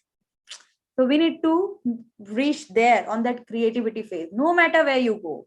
Even if a person who is into technicalities, even he needs creativity to write interesting codes, easy codes. So creativity, we need it everywhere. Creativity is not about painting. It's a myth. Painting or art is nothing, but it's a way of life. It's not a subject. Through this, we can express our feelings and emotions, and we get better. We don't know how we are creating an attitude using just simple art techniques. So yes, for you guys, learn art of seeing. And if I want to give you an advice, so I would say be a mentor to each other. Don't be a competitor, because competition will not take you anywhere. If you be mentor with each other, try to help people to understand their positives, negatives, then you all will grow together. And in the end, really doesn't matter who comes first, who comes last. Only who succeeded, who keeps moving, going, who has a mentor, who can coach that person, or he can mentor someone else. So always be mentor, found mentors around you so that you can grow and you can let people also grow along with you. So, be a mentor, not a competitor. And don't do this vampire stuff, man. There's so many beautiful things outside the world. And you live in Bhopal. Bhopal is such a beautiful city. I get inspired. I just go sit at the lake and just watch water moving here and there. The wind. It's so many things to feel. So go start feeling things. The more you will feel, the more you will be able to construct. But if you'll see only and not feel it, you will not be able to create anything. Then you will be only copying and destroying somebody else's work and giving, Dekho Nupur ma'am, I have done a creative job. That is not creativity. That is just destroying someone else's creativity. All right, this is it. Thank you so much for hearing me out. It's almost 2 hours. I'm sorry, guys. I took half an hour extra. So many of you are there. Thank you so much, ma'am. It was such an interactive session. Thank you. I really loved it. I'm sharing my. Can I ask something? I was waiting actually. If it's not too late. I just have a question. Actually, I teach photography. And so I really feel that what you mentioned, so there are a lot of visuals which, like you said that, when you see water, you feel very healing. Yeah. Like sitting beside the lake or something like that. So is there, in art therapy, I was just researching a lot about it. Is there some particular, like visuals, or we talk of in art therapy, do we talk of certain, like water, you mentioned, are there a few other things which come under the category of visual healing in terms of art? Also, there's one more thing, like you said, the scribble thing. I have noticed a lot of students, doodling in the class when I'm teaching. They're doodling in behind the on the desk or the notebook. And before I used to get irritated, and then I thought that even I used to do that. So is it a good habit? And then I was reading a paper of there's this lady, Sunny Brown, who mentioned that doodling actually helps us, developing more understanding and, creating a sense of comprehension and all of that. So, like right now we are scribbling, but are there any, these doodles, do you think that in class when they are drawing, doodling, is it good? Should I allow them, or should I tell them to, look at the board? Like right now it's all Hritika, virtual. I want to answer that question first. So Shraddha, these are design students. If they are doodling, let them doodle. I do the same. No, ma'am, not design students. It's therapeutic. It's supposed to be. No, not it's the supposed to be a design reflection of whatever you're feeling. No, not the design. Everybody, that's fine. They're creative. Yeah. Anyway, Hritika, please go ahead. I'm asking like this, like you feel very relaxed when you scribbled everything, like, you were continuously scribbling. So all these doodles, like I was seeing, students belonging to engineering college, they were doodling. They had some different different kind of, Two reasons of doodling. One, either we are getting bored, that's why we are doodling. And second, that we are trying to concentrate. So just to remove all the distraction, we are trying to concentrate and, looking. So if someone is doodling and looking at the board, that means they're actually trying to focus what you're teaching. But if you're teaching and writing on the board and they're doing doodling, that means they're not interested.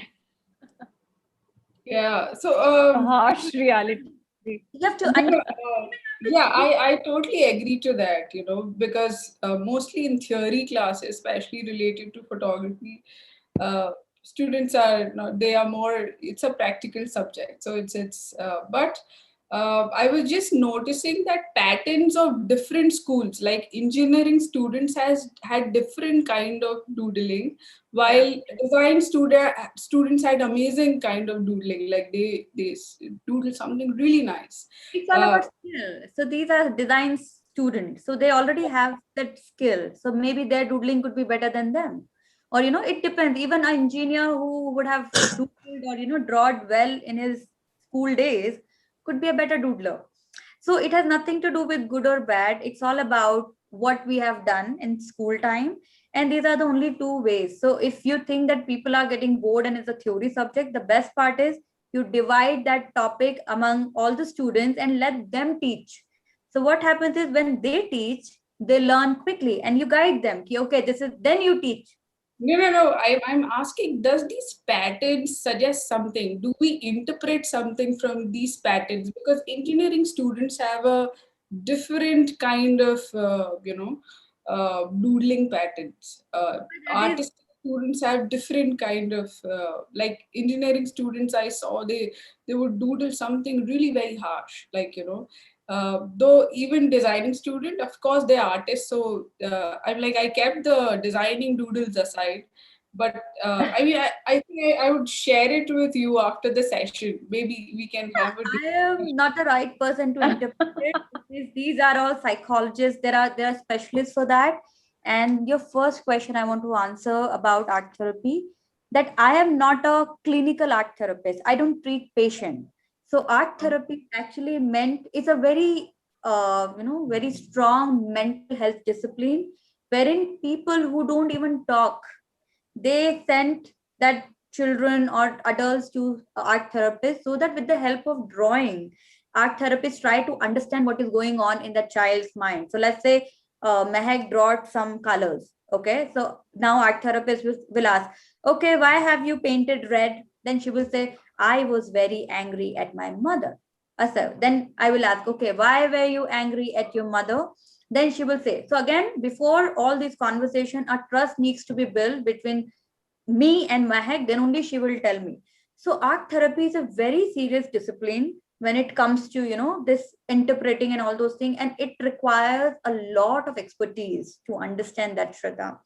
But what I have done, I'm an artist and I have learned art therapy. I felt art therapy and I have seen the changes in me with art therapy. And when I've realized that if stress is a problem, and if it's a problem to everyone, because I was reading this article from WHO saying 4 out of 5 people have mental disorders, mental stress, and it's going to be more in 2030. I would say it's like already super more in 2020 itself.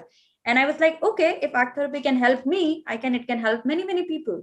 So I use my expertise because I'm into agile. I talk about mindset. We teach mindset a lot to corporates and everyone, So I took that as a piece, and then I took art therapy as a piece because art therapy and growth mindset have both similar kind of characteristics. And I combined them and created exercises so that we can train our brain positively. So the idea is just to heal people, to make them understand, acknowledge their emotions, happy, sad, really doesn't matter. But if they're saying that they're sad, it's important that they should ask themselves why they are sad. Then they have to ask at least 3 whys to themselves so that they find out why they feel that way. Like Raghav said, he's upset about what is happening about Corona. Everyone is upset, not only him. I cried yesterday. I had a workshop at 9 and I got to know at 8:45 that one of my akka passed away. I couldn't stop. There was a breakdown and I have to cancel my class because I couldn't take the class. And it's very horrifying. But that cannot stop me to help you guys, or that cannot stop me to take care of my health.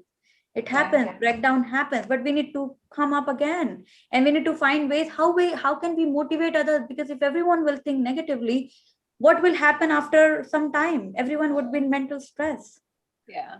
So the idea is to understand the situation, no matter it is, and find something to give it to others. Be a mentor, be a guide. It's very important to be a mentor and a guide. Not teacher, even teachers are mentor. I call them awakener because they awakens us. They cannot teach you everything, but they teach which resonates you. And when something resonates you, you take it, keep it, and keep growing and moving. They are guide, they are awakeners. So respect all of you, respect each other, respect your teachers and everyone around you. Okay, because the way you behave, you will get it back. All right. Too much talking. Lovely, Hritika. Thank you. Thank you so much for this. And really, more than our students, all of us teachers also needed it, especially during these times. So, and great advice that you gave to everybody to start feeling, which is very important. And just looking at things, just also feel them. And that's how you empathize. That's how you create things. So it's very, very interesting. I would want to have a last quick photo before we say goodbye to you. So if everyone can please switch on their cameras. And hi, Rahul is here. Hi, Rahul. Hi. So we just take a little quick picture and then we can move on to the next session. I've actually been here all along. Hello, Really? Rahul. Wow. That's all right. And who are you? Are you the principal? I'm No, sorry. no, I'm a Rahul. student. I'm just another Are you student. student? Rahul is our second speaker. Okay, sorry. The downer, right? That's something. Sundowner event. No, he's a Sundowner event, but he's a futurist and a VR sculptor, and he's a designer. He's actually a product designer. He's X and ID. So yeah. That's nice. So if we can just have a picture quickly, everybody. Ma'am, I would also like to share something. I want to have a picture first, Meher, then we can do this, right? Thank you. So let's have the grid view. Who's doing the picture? I can do it. I can Okay. share. Yeah. If I'm doing it, I'll also do it. Oh, you can also do it. Yeah. Oh. Okay. Yeah, man. Tell us. Can we also raise our scribbles once and just show like that, so that that'll be nice. Okay. That's Thank you, everyone. Back. Tell us. Okay, ma'am. So I was just saying, like, you helped us with this art therapy. There's also a teacher. There's also a teacher. She's not here for now. Namrata ma'am.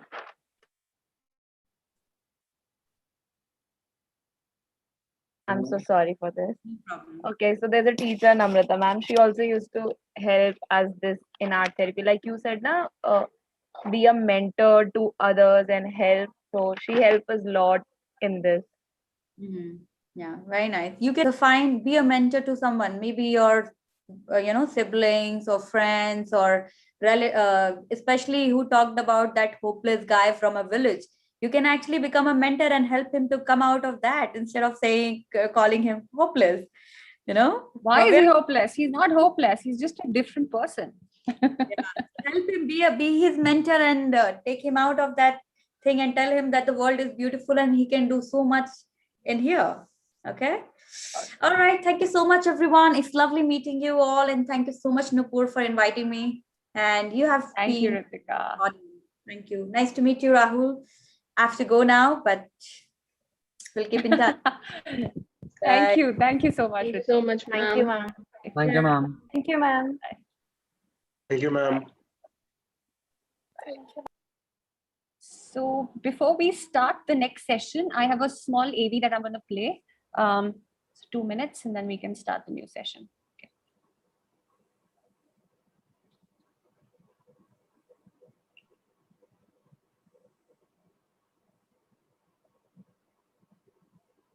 Second, let me just see if I can share the screen, share sound.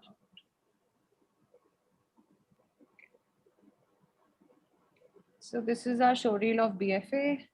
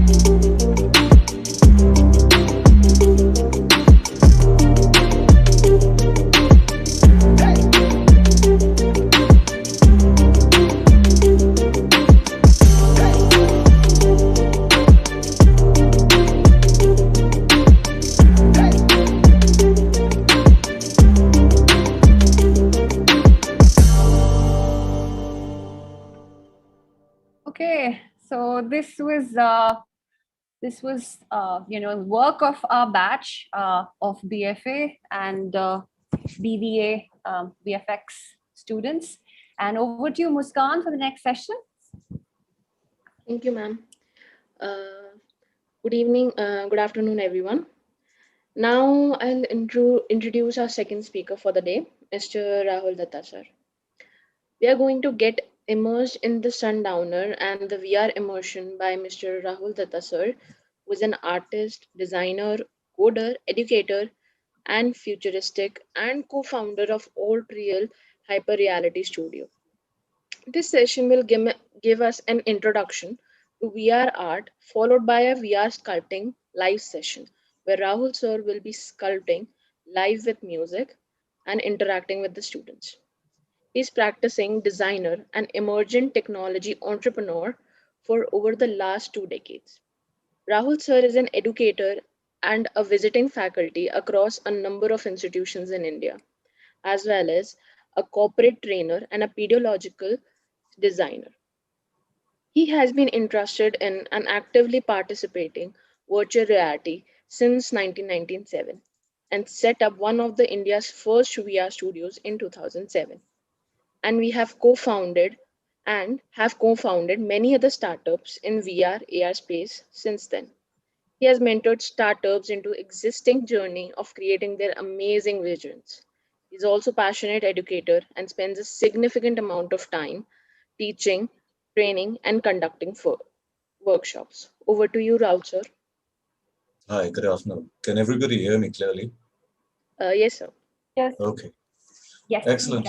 We can. Excellent. Let me just. This is not going to be. I wouldn't say it's a sculpting session because typically a sculpting session for me takes about 8 to 10 hours. Right.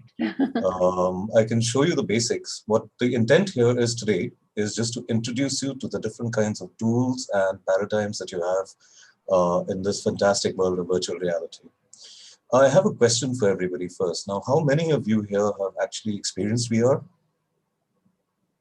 Virtual reality? Yeah. Okay, what kind of VR? Was it the kind of VR where you had to put your phone into a headset and do stuff? Or was it the one that has these kind of controllers and proper headsets and things? So the controller one. The controller one. Okay, excellent. Because VR headsets also come in many different shapes and sizes, and the best ones are the ones that actually let you move around inside a space. They let you create things. They let you experience things. I have 2 VR headsets with me right now. The one I'm going to be using is this one. It's called the Oculus Rift S. This is what's called a tethered headset. Basically, what you need to do is you need to connect it to a really powerful machine. Otherwise, it's not going to work. And some of the sculpts that I create range in the order of about 300 to 400 GB in size. So you'd better make sure that it's a ridiculously powerful machine. The second headset I have with me is called the Oculus Quest 2. And as you can see, it doesn't have any cables and stuff connecting it, which means it's absolutely standalone, which is good because a lot of times when you're doing things, you don't want to be encumbered by wires. I don't use VR only for art. I think let me just bring up a small slideshow, which gives you an idea of what other kinds of stuff that I do. Oh, Are you the host? 1 second. Yeah.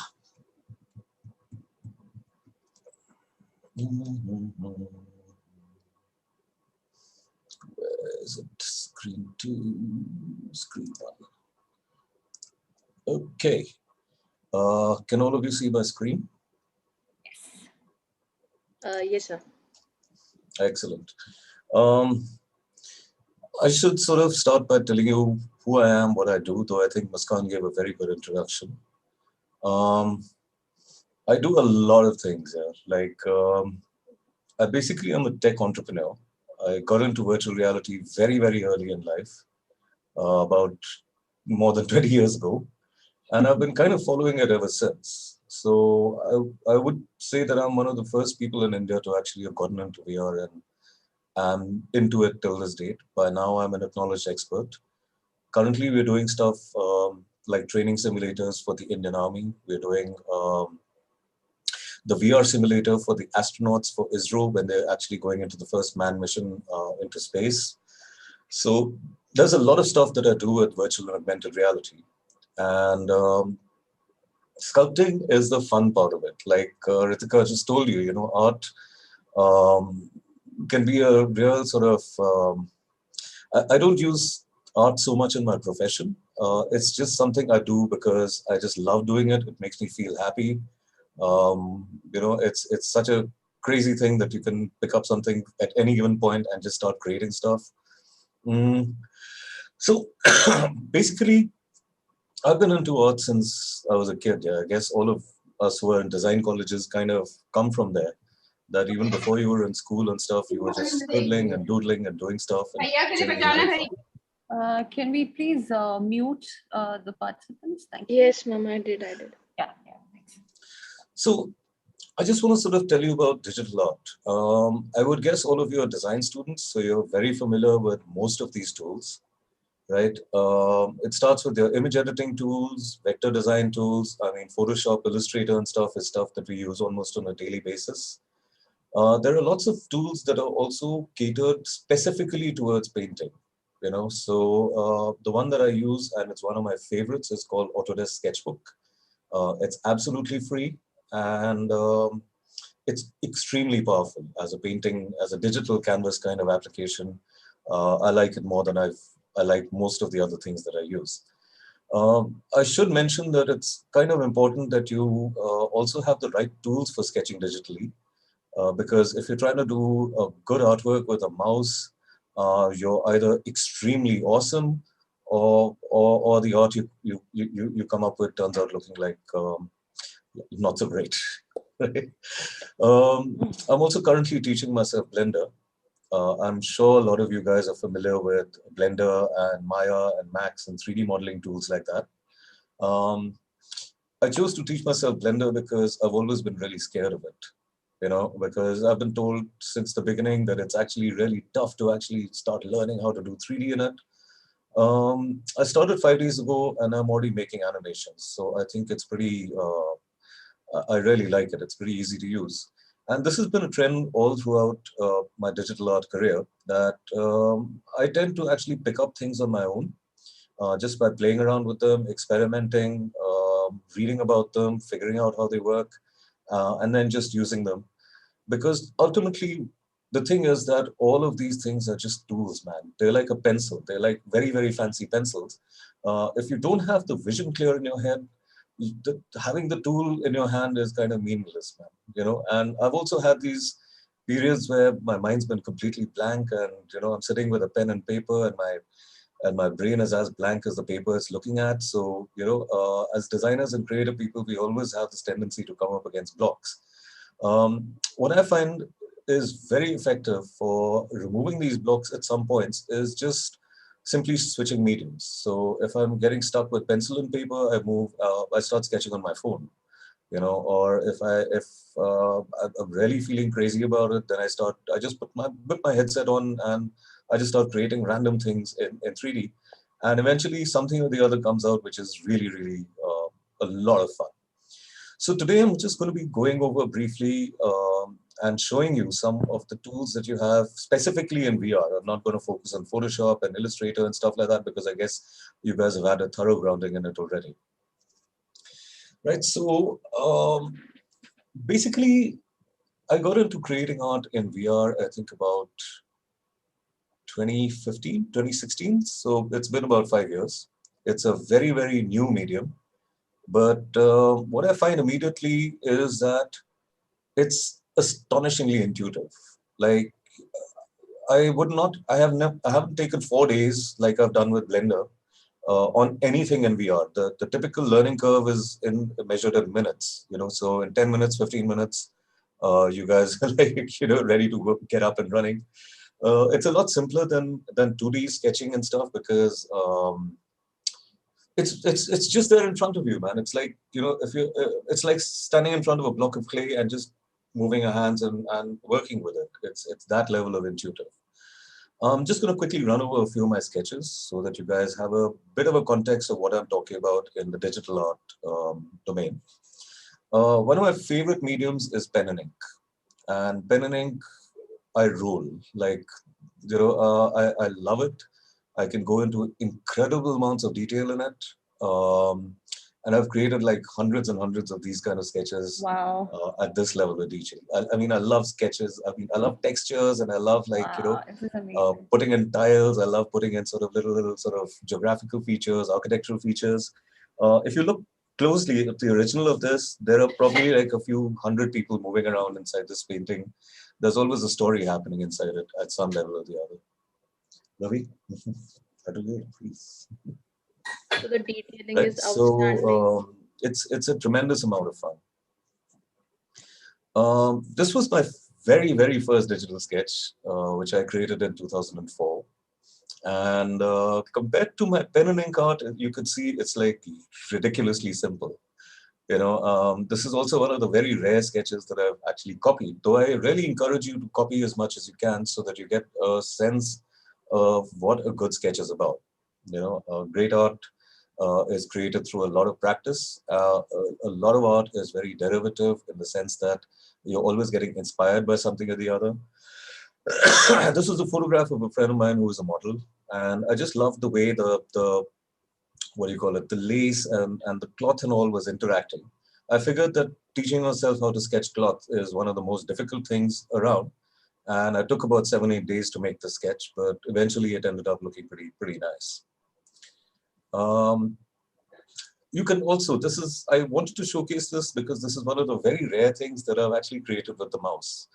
You know, I said that, you know, you do need tools and stuff, but this is using the mouse and Bezier curves in Photoshop.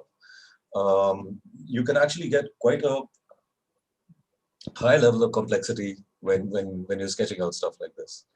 You'll also notice that a lot of my art is either very technical or very psychedelic.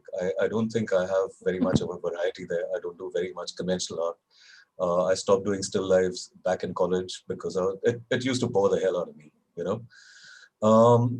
I sketch a lot on my phone, and there's this phone called the Galaxy Note. I've had Galaxy Note phones since the Note 1. I will not change my phone simply because you know, it's nice because it's kind of got this little pen that you pull out, and anytime you want, you can impulsively just start sketching on your phone.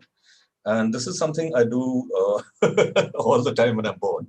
You know, so I'm very glad Hritika is not here because I doodle on this all the time during meetings, man. Like especially with, like, you know, corporate clients and stuff like that. So I tend to get bored very easily. So at some point, I just whip out my phone and my hand starts doing stuff, and I pretend to look like very interested in what the other person is saying. But yeah, you know, my response to that actually at that time, I guess, was not to have been very political, Nupur, so I didn't respond at all. You know, Rahul, we've seen you sketch, we've seen you doodle ever since you were in NID, and there would be juries and something happening, but you would always be sketching, and some amazing stuff would come out from there. So yeah, you know, so it makes me nostalgic. absolutely, yeah. So, you know, and the thing is that as a teacher, I mean, I teach as well quite a lot. You know, I'd say that if people are doodling in my classroom, either it's because I'm being damn boring, you know, or they're focusing, or they're like me. You know, the moving their hand actually helps them focus on what the person is saying. So I try not to judge because I doodle all the time. I'm always like in favor of doodling. You know? All that said and done, the big thing is that to create art on this kind of level, right? The only thing you need is, it's not skill, it's not like tools or anything, it's just practice. You know, I sketch all the time. And because I sketch all the time, I would say I've put in more than 10,000 hours of sketching in my life. If you put in even 1,000 hours of sketching, you'll easily reach this level.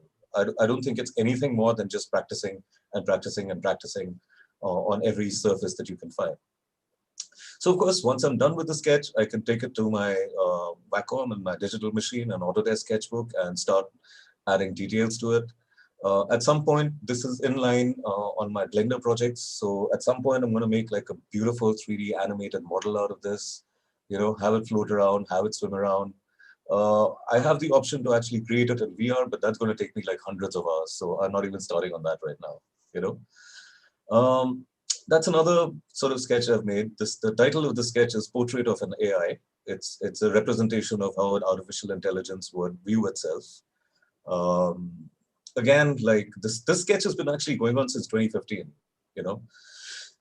and every couple of weeks, every couple of Saturdays, I sit and I do a little bit of work on it, It is an interesting thing to note, I've had a ritual, or you might call it a tradition, since I would say 1995. I have sketched every Saturday night since 1995 in April. So it's been about, about 26 years. Every Saturday night, no matter what else I'm doing, I will have to make something creative. If I don't, it's never happened that I haven't, but like, I'm pretty sure that if I don't, I'd lose my head or something. It's a compulsion. So how much time would you have taken to make this? This is on its 6th year and still going No, strong. the backslide one. Yeah, this one. This one, no? Yeah, Yeah. 6 years. Oh God. Oh God. No, but like, see, the thing is, cumulatively, if you're looking at it, it would not have been more than, I would say, 20, 25 hours of sketching, There is other stuff that I've actually spent a lot longer time on. It's very weird because conversely, I'm really, really, really fast when it comes to sketching by hand, So pen and ink sketch on this level of detail would have taken me maybe about 2 days or 3 hours or 5 hours or whatever. It's just a matter of what you're comfortable with, I guess. And this one sketch has been for me just an experiment that every 2 years I sort of lose my shit with it and I wipe the entire thing clean down to the line drawing and I start rendering it again. Why not? So I have like a ton of variants of this. Actually, let me just show you a few of the variants if I can find them. 21. How do you stay focused on one sketch for such a long time, Rahul? It's an obsession, Bhagat. Like, it's not like me staying focused. It's like I can't really do anything else, pretty much. So this was the line drawing for the sketch, right?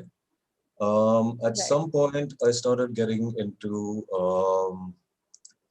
the shading part of it, right? I start adding shades, I keep adding shades, then I start adding some colors, then I remove all the rest of the colors and just try adding one little color to see how it actually looks. Then add like a bunch of other colors and see how that looks. This is what I was showing you at this point. So it keeps going through these crazy transitions, and it's like a never-ending process. And you could take a lot of derivatives out of these. That's what it looked like when I just about started. So it's at a very low level of detail, and progressively over time, I just keep adding stuff, and at some point, it reaches a level where I'm like super happy with it. I haven't reached that level with this one yet, but sooner or later, I think by 2027, 2028, I'll finish it, maybe. Seriously, we need that kind of concentration. Yeah, man. Like, the thing is that I have a very strong belief that if you are able to focus your entire attention on anything for more than an hour at a time, you will be able to crack it, right? It's one reason why I can teach myself something as complex as Blender inside 4 or 5 days. Because I just throw myself into it with every amount of intensity that I have and try my best to solve all these problems. I have questions. I generally have a very clear idea what I want to make. So then it's a matter of just sort of filling in the blanks that, okay, supposing I wanted the tentacles on this guy's head to start moving around, how would I do that? I'd have to create them as separate entities in Blender. Then I'd have to add an animation sort of node to each one of those things.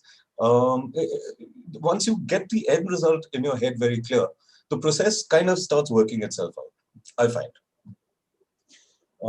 And yeah, the thing is that, I mean, and I have thousands and thousands of these here. Like, it's a really hilarious story. I finally got represented by a gallery in Abu Dhabi in 2013. And the owner of the gallery was actually over at my house. And she's like, okay, show me some of your work. And I have this cupboard behind me, which is piled bottom to top with sketches, obviously. And first off, she saw the amount of work I'd done and she flipped.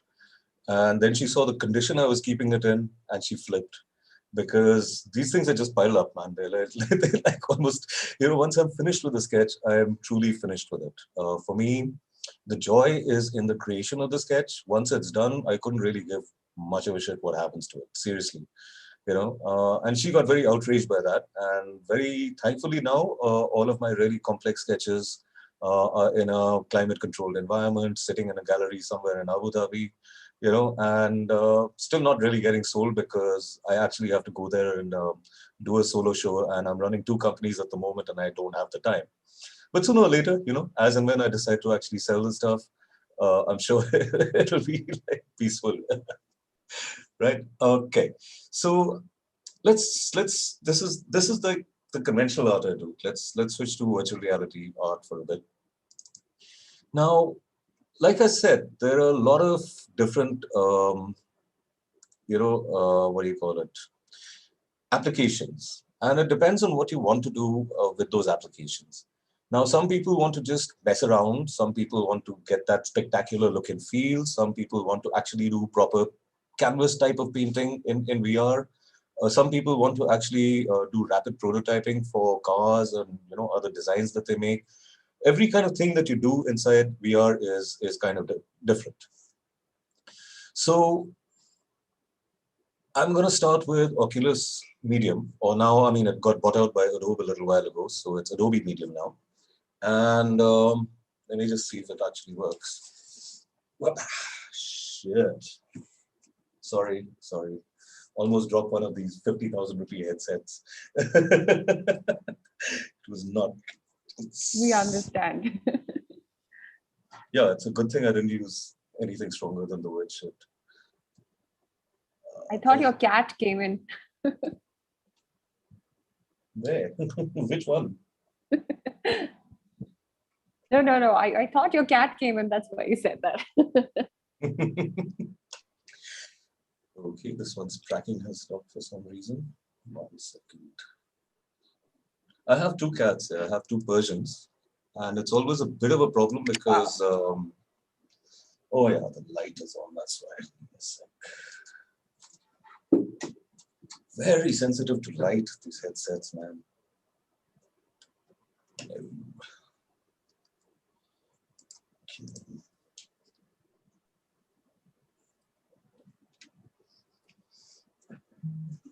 So, what's happening?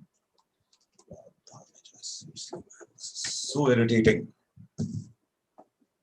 Don't you just love it when you're doing a presentation and as soon as you put your headset on, it starts glitching? It's a good feeling.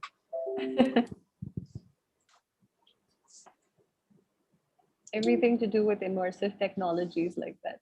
So also, I should also point out that along with the headsets come these controllers, and you find it absolutely impossible to do anything without them, because each controller has a series of buttons and triggers that you can do to, you can press to actually get different parts of the whole VR experience happening.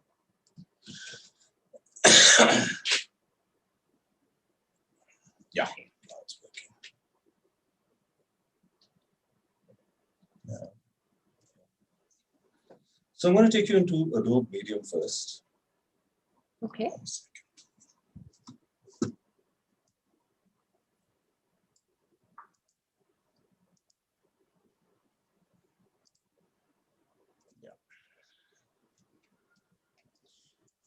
So Medium is a sculpting tool, right? You can see my hands. And each of these buttons that I press, it sort of tells me what I'm doing with it. You know, each of these buttons has a certain action or a certain menu or something associated with it. So Adobe Medium is a pure sculpting tool, right? What you can do is when you keep your trigger pressed, you know, there's white clay that actually comes in front of you like that. And you can move this clay around, you can sort of play with it, you can smoothen it if you feel like it. You know, at some point, you can take pieces out of that clay, smooth them, and start creating sculptures. It's incredibly intuitive. It's incredibly intuitive because all you're doing is actually sort of taking material, pulling out material, smoothing it. Then the really crazy part of it starts happening when you use these things called stamps, right? It also lets me sort of figure out the shape of the brush that I'm using. So I can do like square brushes, you know? So if I want to make buildings, these kind of brushes are a lot better. Then I have stamps. So if I don't feel like doing normal shit, you know, I can actually take a skull and I don't know, increase its size and sort of just start creating things. This looks a little tantric, if you know what I'm saying, but you know, it's very easy to actually start creating things. Then you have a bunch of tools. You can actually sort of paint stuff as you like. 1 second. Wow. If I want, I can change the color. Oh, red and green. How cool is that? You know? So what I use this for is basically, let me just load one of my earlier sketches. And that's a sketch that I'd actually made of a spaceship, right? This is a pen and paper sketch, which I used alcohol markers for. And this is one of those sketches which kind of,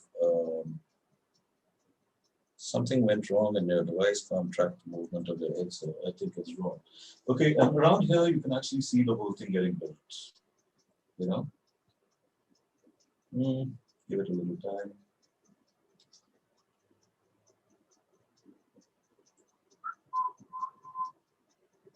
All right. So, as you can see, I've gone pretty far when it comes to the complexity of it so far. And it's actually really simple to do this because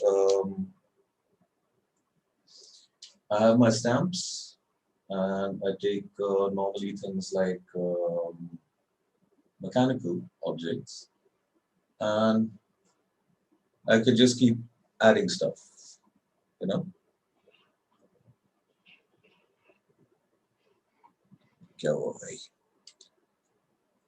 Yeah, it's got a full like layer system and everything sorted out. So the main body. That's my main body. And I just, you know, if I want, I could just keep adding stuff to it. It's also got a very nice mirroring mode. You know? So I don't have to actually sort of bother about symmetry and stuff like that.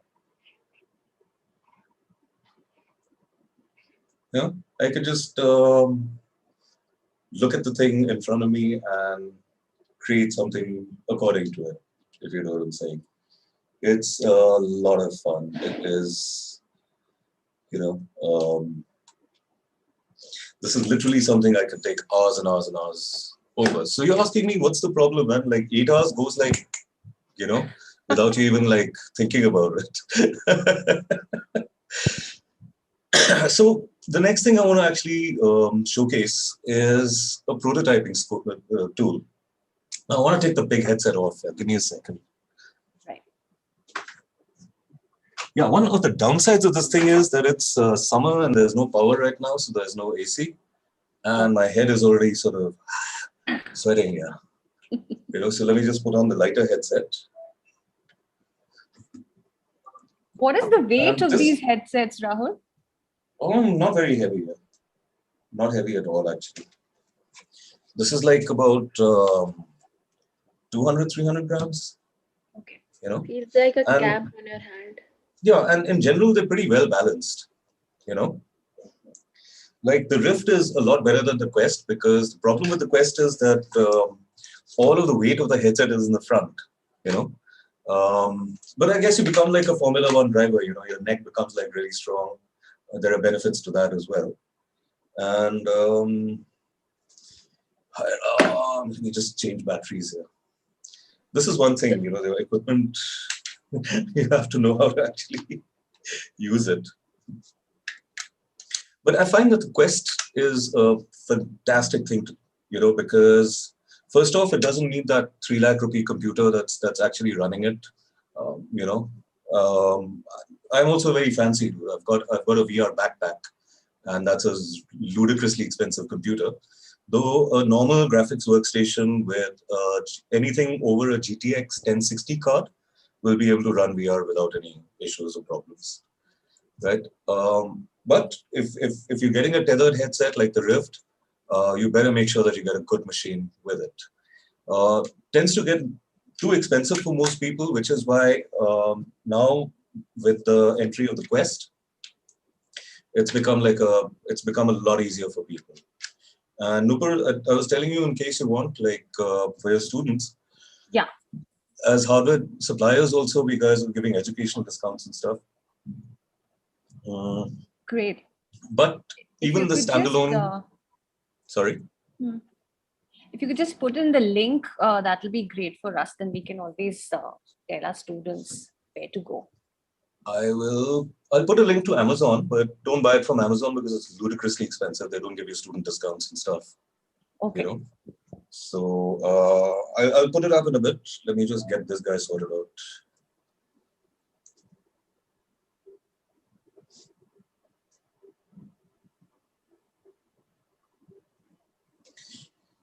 The best thing about this headset is that if I have a really good VR, specification machine, I can run this headset wirelessly from that, which is what I'm doing now. It's a good little trick. In fact, we're collaborating with Dell computers at the moment to actually see how one big machine can run 4 headsets at the same time. So I love the wireless part of it, man. It's a game changer, honestly. All right. So I could see myself in VR, but one of my favorite games in this is I love flight simulators. So I'm always like flying around in virtual reality all the time. It's not even funny. Sir, are they comfortable for even those who wear the specs? Are they comfortable for what? Those who wear the specs, the big glasses. Specs. Yeah. So they come with these, what do you call it? Adjusters, which you sort of put in between the headband and the visor and the headset. And you can wear your glasses very peacefully with it. Otherwise, there wouldn't be much point there. So we're coming to Gravity Sketch. Now, Gravity Sketch is another mind-blowing sort of thing. I didn't want to quit. Oh, they have just changed the interface. That's not so great. So I want to use Sketch. Right, so as you can see, I'm in this little warehouse. Can you see? Yeah, you can absolutely see what I'm saying. I'm in this little warehouse kind of space, and I have my 2 controllers. Now, each of these controllers has a different sort of thing going on with it. Those are my brushes. They're very, very basic. That's the size of my brush, if you can see. I like making it really small, and I like working with black. I love the color palette implementation here as well.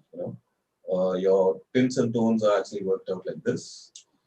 And there you go, you could sketch, So this one is used mainly, and if you could see, the lines are very thick and thin, They're not like normal straight lines and stuff. They're very sort of expressive. So say I want to design an airplane, you know, I could just sort of rotate it around, you know, sketch this, sketch that, then turn it around, make sure that my sketch is all right, you know, from all angles and stuff and all. It's a really good tool for quick prototyping, as they say. And one of the best things about this, for example, is that if I want to make a surface, you know, I just take both my things and I can just click and drag and create the surface, you know. And I mean, there are like a bunch of other tools for this. If I want, I can sort of adjust the vertices of these. You know, I don't know if you can see what I'm doing, but you know, if I want this curve, for example, and I want to adjust it, I can totally adjust it. Yeah. So this is a very much more like a precision modeling kind of tool, and people have done some incredible stuff with this. I don't want to save this. New sketch. Sketch. Let me just show you a few.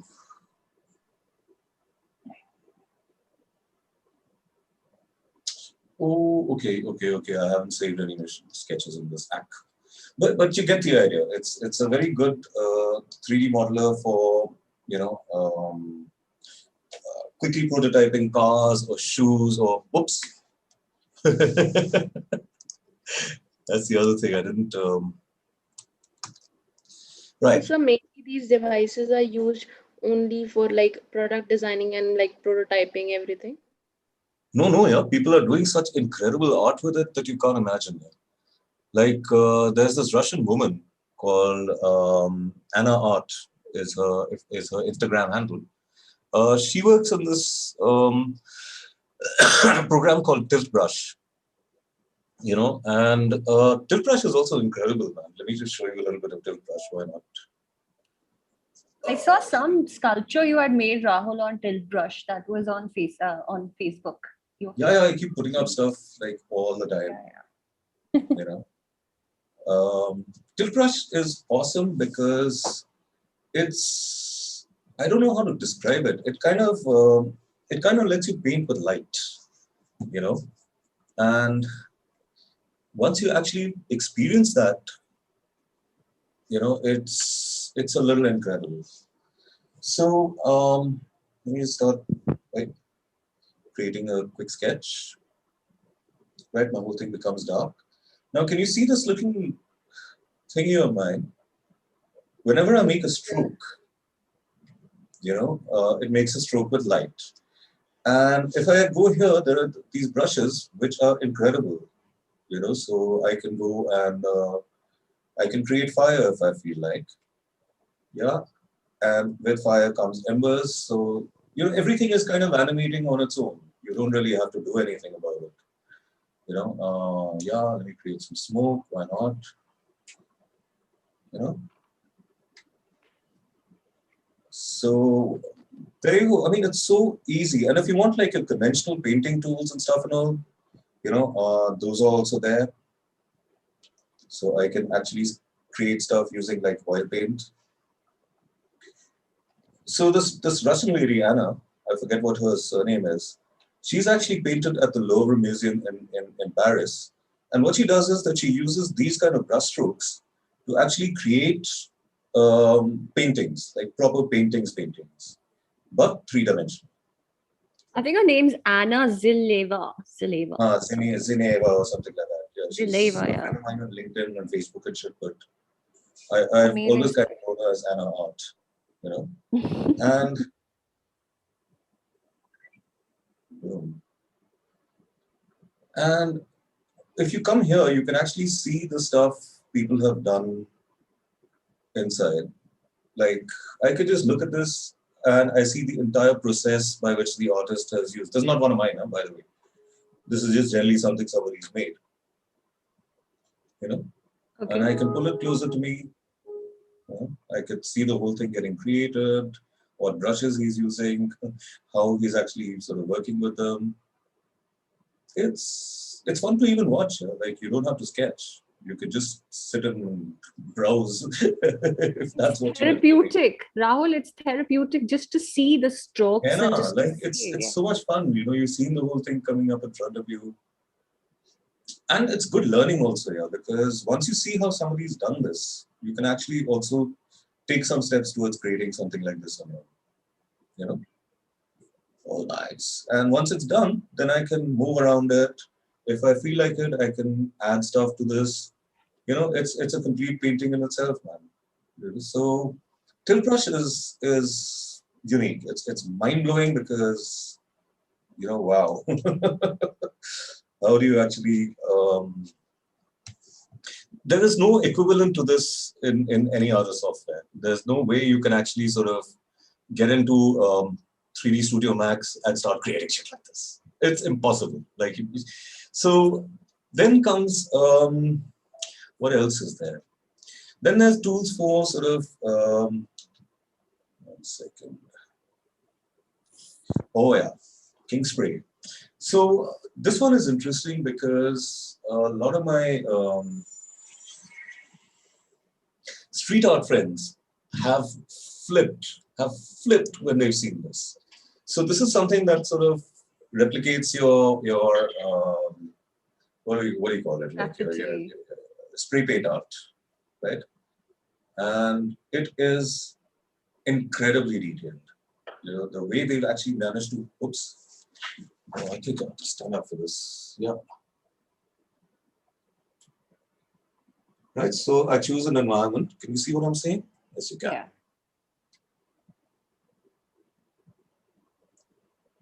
Right, I go up closer to it. I have a spray can in my hand, and that's the wrong color. Let's get some hot pinks going. Right? I don't know if you guys can see this, but if you look at the amount of detail there is in here, it's crazy. The paint is glossy to start with. Once it actually dries out, it starts becoming less glossy. You know, you can adjust all your stuff going on here. So if I want to make it like super metallic, yeah, I can make it super metallic. Nothing's stopping me. And I'm not even kidding. Every street artist I have shown this to has gone like, "Oh my God, this is incredible!" You know, simply because it is just so true to life. You know, and that's one major thing about virtual reality. I think I'm just going to stop because I'm sweating like a maniac here. It's what you see is what you get on a crazy level, because when you're sitting in front of a screen and trying to visualize things, even in a 3D modeler, you will have to keep sort of rotating around the screen. You will need to keep sort of, hitting buttons. You have to know like all your keyboard shortcuts and stuff. I don't know of any other medium where you can just, there you go, there's a spray paint in your hand, you press the trigger and ta-ta-ta-ta-ta, you're spraying. Within like 30 seconds, you know, you're off. So I love these things which have no learning curves, you know, where it's just so intuitive and instinctive that you have this big sphere in front of you and you have this little chisel kind of thing. You have to just chisel on top of the sphere. I mean, it's so stupid how little learning it actually takes. And this is the best kind of tool that I can think of where I don't have to give you a 6-month course on how to actually just be good at interacting with the tool. You know, I just hand you the headset and I'm like, here's your spray can, buddy, have fun, do whatever, you have 30 minutes. And 30 minutes later, he's come up with something incredible. You know, so this is the kind of power you have in these visual creation tools. And I've shown you maybe about 3 or 4 out of 30 or 40 different tools. And every one of them is geared towards a specific sort of thing, you know. So there's Archeo. Archeo is another thing that I use a lot with a couple of my friends who are architects. And what we do is that they've got headsets, I've got headsets, they're sitting in Greater Kailash or Mumbai or wherever, and I'm sitting here in my own space. And together we're standing around the building and we're actually moving parts of it around and saying that, okay, this would be good, this would not be great, let's add some texture to this. The collaboration part of it is mind blowing. And the minute you actually start creating virtual reality art with others, it's a different level of addictive, man. Like you can't go back to everything seems very tedious after that. Like I go back to Blender and Unreal and I'm like, damn it, why is it taking me 2.5 hours just to make a room? Yeah, it's like it shouldn't happen like that, right? So at any point, if you guys get a chance to actually play around with these mediums, to actually sort of, and I'm feeling really bad, because if there was no COVID and stuff like that, I would be sitting there with you at your institute, putting these headsets on your head and saying, hey guys, here's your spray can, go have fun, man. And then I'll go to and have chai with Nupur, and then we'll come back half an hour later, and all your learning has happened automatically, So Rahul, can I share my screen, and on your Facebook, the VR art that you have with the music, can we play that for the students for a bit? Sure. Have you found it? Yeah, you're pretty much there on my Facebook, so I'll just play it from there, or otherwise you can share it. I wouldn't be able to find it. Seriously. I know that, so that's why I have it on. So I'll just play it for you guys, okay? And I hope the sound is shared. I'm switching off my video for a minute. Yeah. Okay, this is it. Can you see Google Toothbrush? This is by Rahul. So we'll just play this.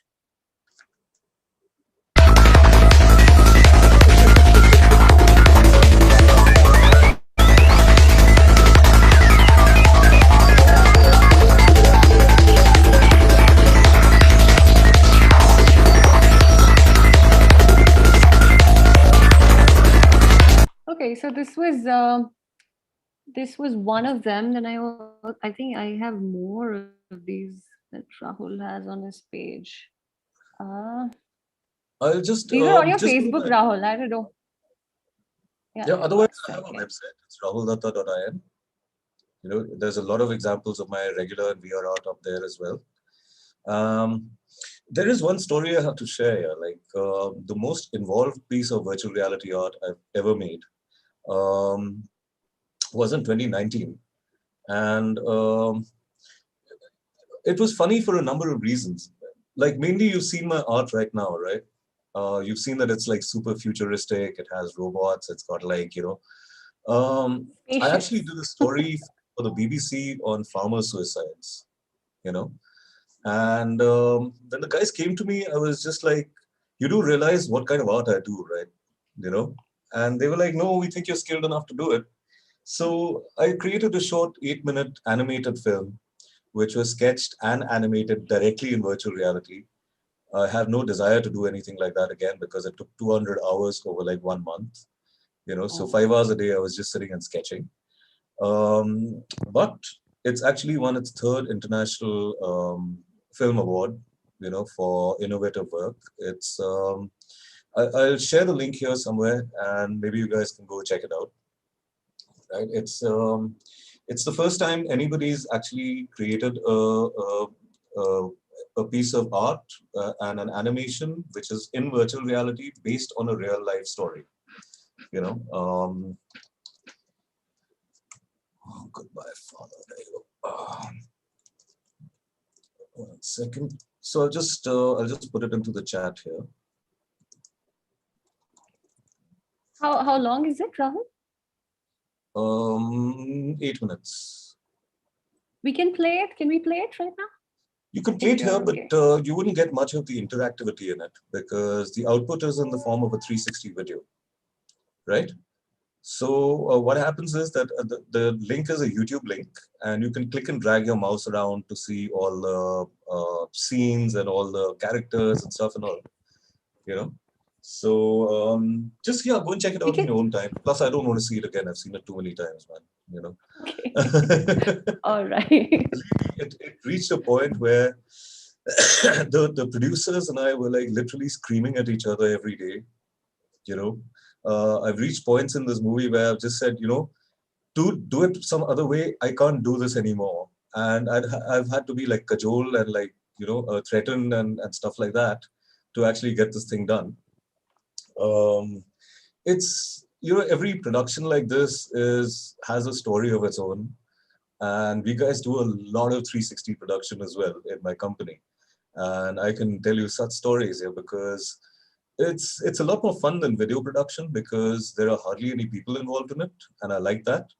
I just have to go and sort of take a 360 camera and plant it somewhere and just let it do its stuff. And, then all that happens after that is like processing and things like that, which is good, yeah, because then it's all video editing and creative things like that.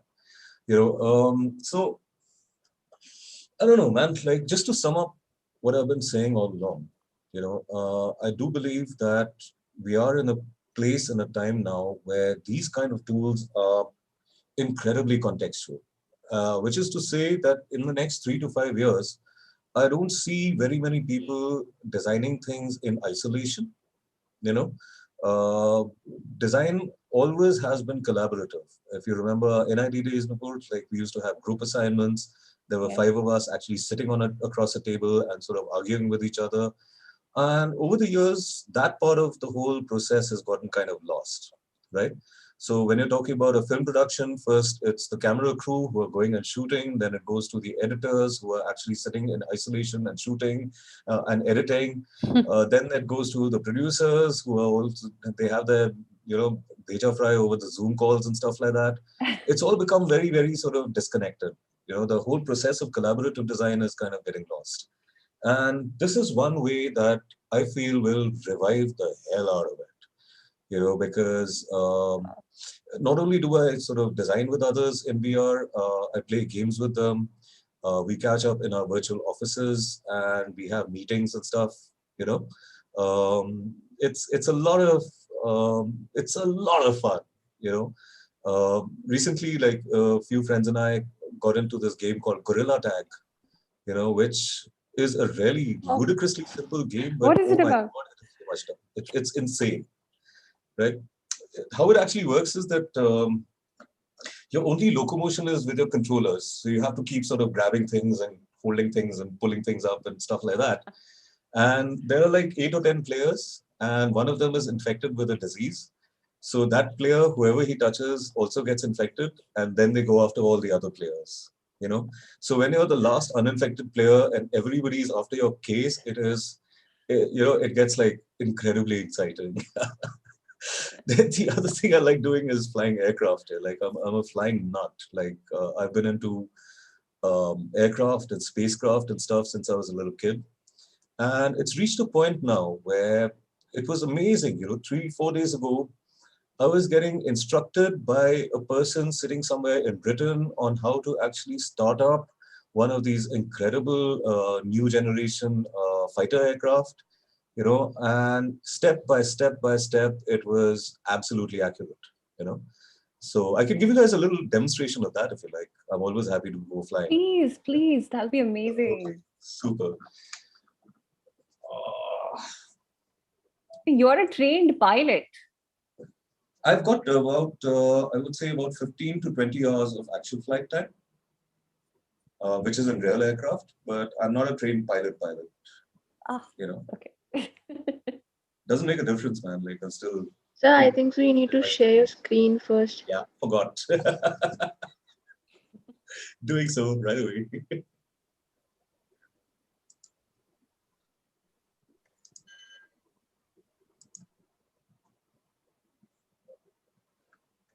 There's my controller.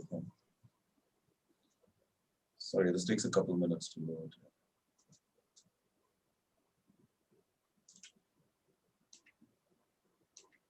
Where's my screen blank? Yeah. It's rezzing. Can't see anything yet. Can you? Still blank, Rahul. I don't know why. I know, it's still winding up. I think Zoom is taking a lot of It's coming now. Boundless dynamics, I can see that now.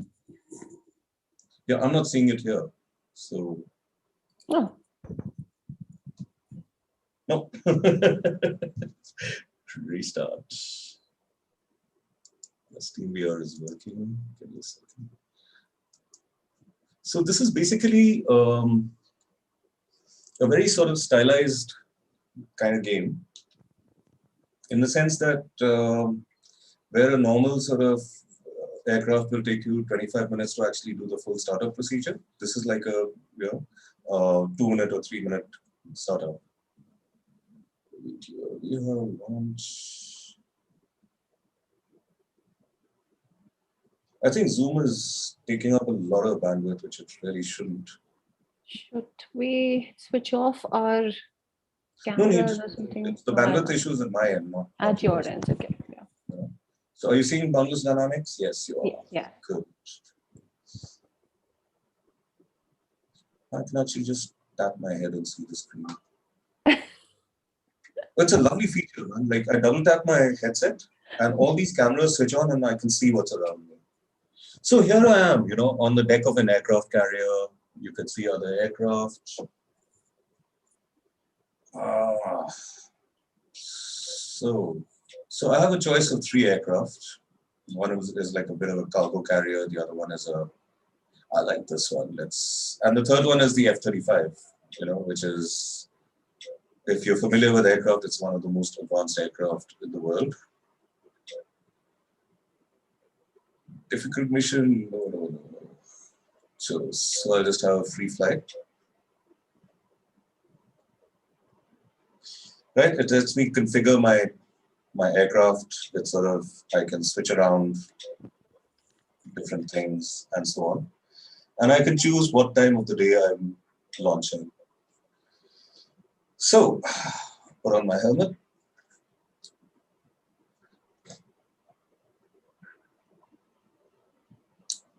Wait like 2 minutes. Man, this is just so much fun. So here, I'm in my little aircraft. And as you can see, there's a lot of buttons and switches. So I'm just going to start the startup procedure.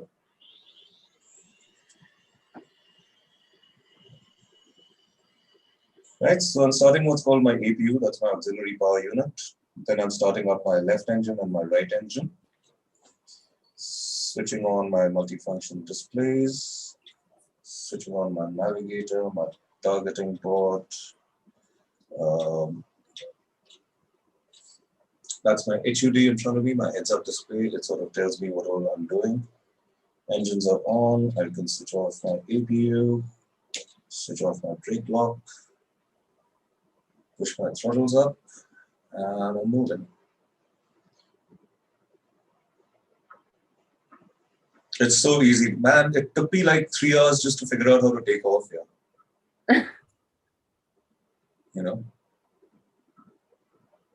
And if I turn too hard and stuff, I crash. If I do the wrong thing at the wrong time, I crash. It's actually pretty true to life.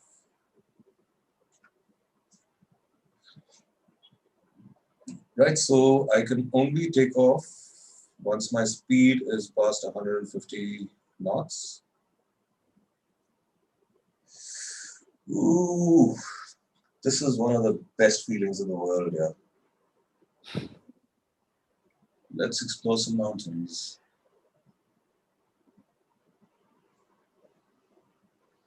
Yeah, so I'm up in the air.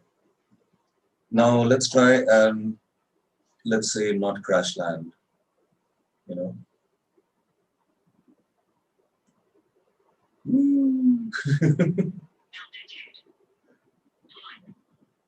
Can you also like jump off a parachute or not here? I don't know. I just did. I just crashed. Oh my God. Bye-bye. It is such madness.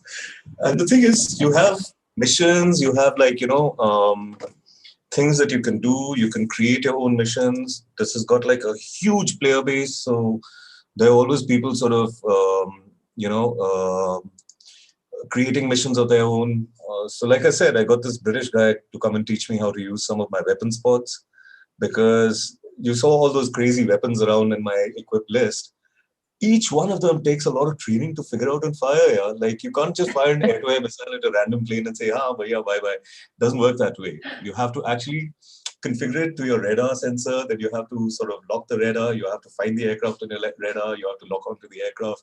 You have to set the targeting, and then you can fly behind the aircraft. And when the light turns yellow, you have to shoot. So,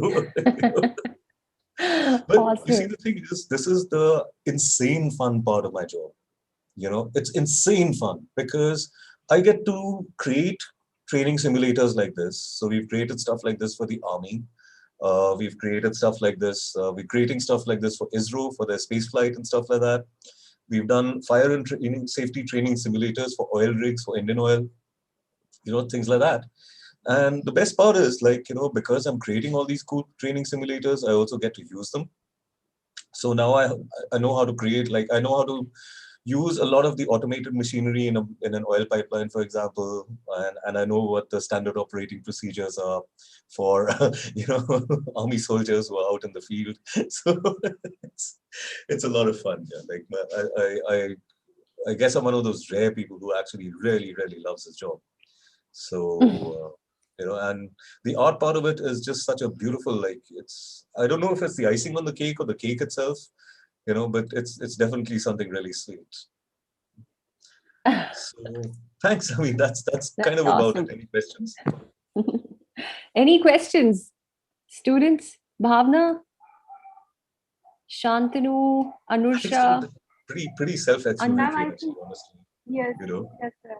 So it was really, really amazing session, sir. So I just want to say that they just had one subject which is called technology in UX design, in which they learned XR and AR, VR, and different things, but on the PPT. So, but with your session, they got a real time experience and how you are using them, using all the tools very effectively. So I think students must be having some questions. Guys, please open up and open your camera and please open up for the question. Yeah, because one of my specializations is in UX and virtual reality and augmented reality. So,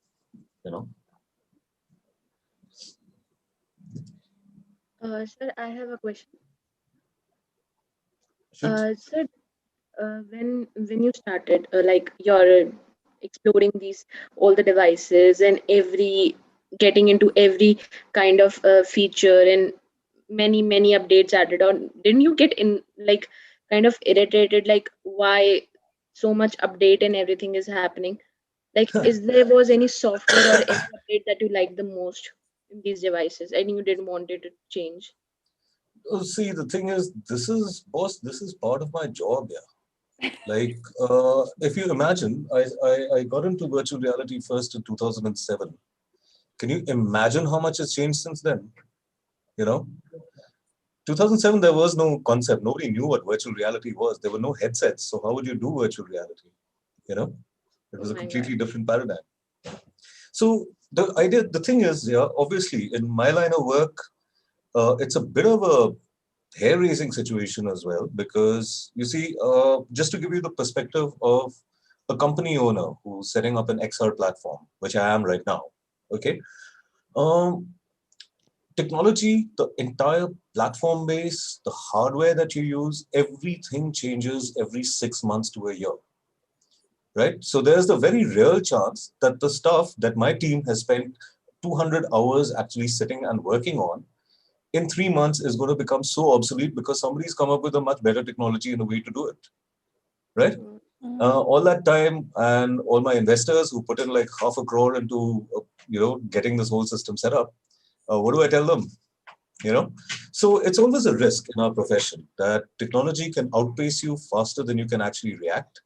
Because when you start making business related decisions, what actually happens is that you start locking yourself into a specific direction, right? If you keep doing it randomly, then you're never going to get anywhere, right? You have to have a specific platform or a specific application that you have to focus on, right? So the way we actually deal with it is that we follow a very, very flexible approach, right? So the platform that we're making, for example, is future friendly to begin with, right? It has certain things that are fixed like the ability to actually move around inside a space, the ability to talk to other people inside the space. But it's platform agnostic. It's sort of, tomorrow if somebody comes up with a better code base, I can adapt that code base into my platform and still keep the user experience pretty much the same, you know? So this adaptability, if you don't have it and you're planning to get into virtual and augmented reality, that's not a good deal at all, man. It's going to be a very terrifying and scary experience for you, you know? But if you are sort of open-minded and you're able to adapt your thinking and your knowledge of technology to new things that come up, then I think you should do pretty well, yeah. You know? Thank you, sir. But yeah, Anyone else have any questions? Sir, I have a question. Shoot. Sir, as we can see, the games which you were running right now on VR, sir, they are like, if we run that game directly on computer instead of VR, they would be very simple. The games like the modern day games like Red Dead Redemption 2, GTA 5, sir, what do you think, according to you, when will these type of games or these type of technologies will come into play in VR? Because they will require, sir, not like usual PCs as we play them on PC, not or on PlayStation. Sir, they do not work as same on VR. So according to you, how much time will it take, or what kind of updates will be there for them to work as fluently as they work in the PCs? So basically, what it is that this is something where the onus is on the game developer side of the whole thing, right? Now, there are a number of game development studios like Ubisoft, like the guys who make GTA 5 and a couple of others, who have proactively started putting VR functionalities into their games, right?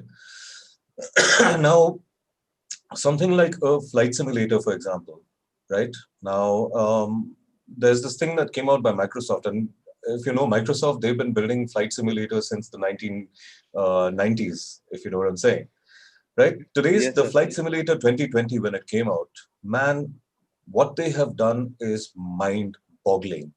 They have created a 1:1 copy, a 3D model of the Earth, of the entire planet.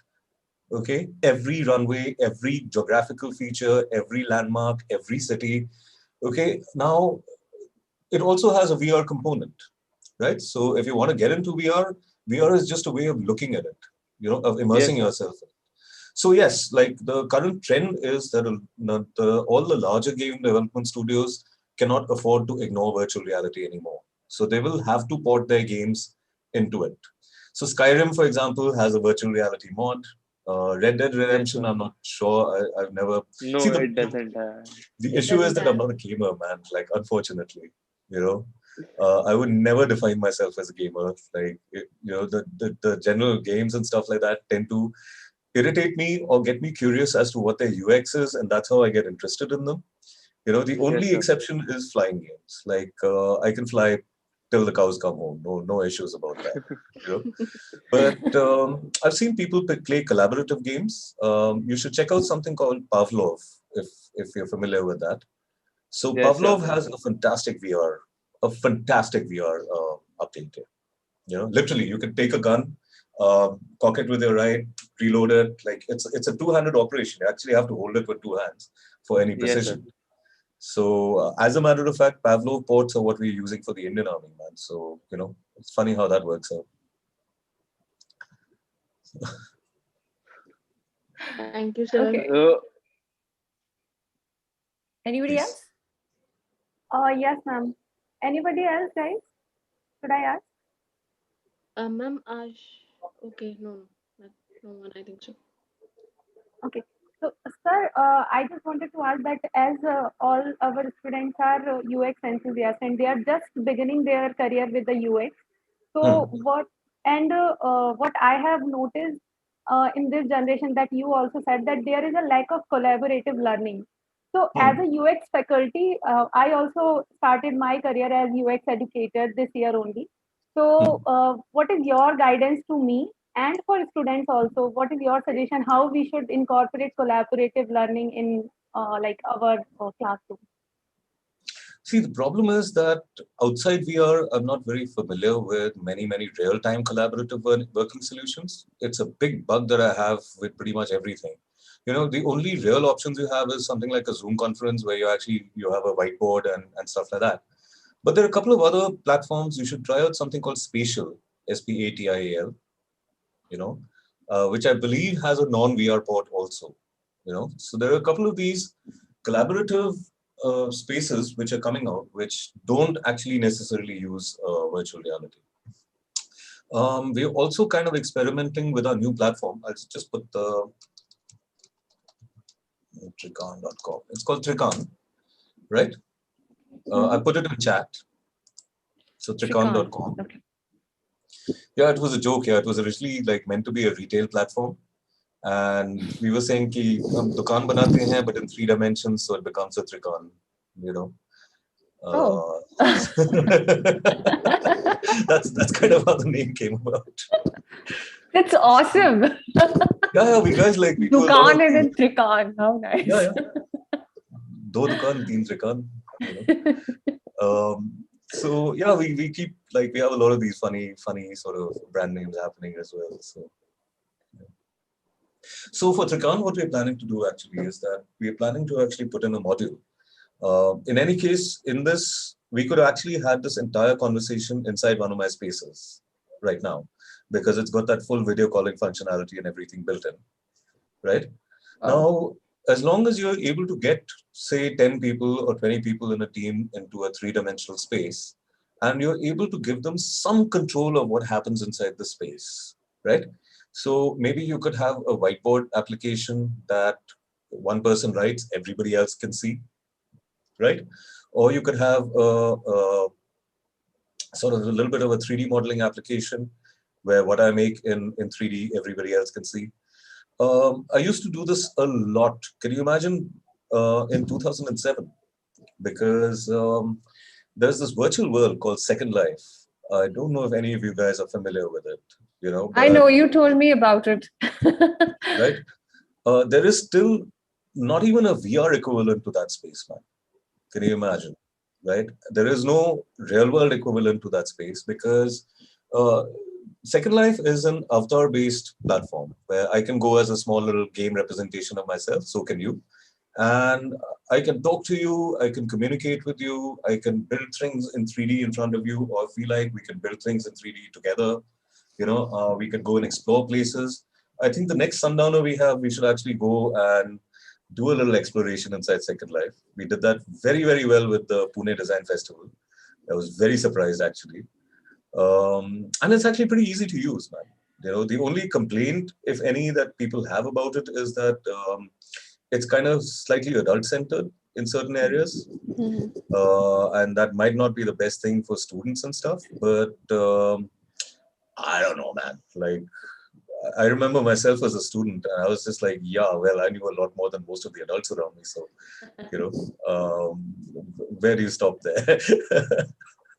But you have, in Second Life, you do have like conferences and everything that they host, right? You have conferences, you have music festivals, you have dance parties. Like I remember I went for like an event that lasted 2 days, you know, and it was trance music, and some of the biggest DJs in the world were actually coming and playing, you know. And what happens is that the DJ has his console in real life, which is mapped to the virtual world, and what he's doing inside the virtual world gets, you know, transmitted immediately to everybody else. You can dance while sort of floating 25 feet up in the air. You can have crazy sort of rings of light flying around you and stuff. It's the amount of stuff you can do in Second Life is out of control, you know. Okay, I have another video from your Facebook that I'm going to play for the students. Since you are not playing it for us, we'll play it for you. Sorry, yeah, like I said, like I have no idea of my work, man. Okay, I'm going to play it. I think this is Procreate, right? This will be Autodesk Sketchbook. I don't use Procreate. Okay, okay.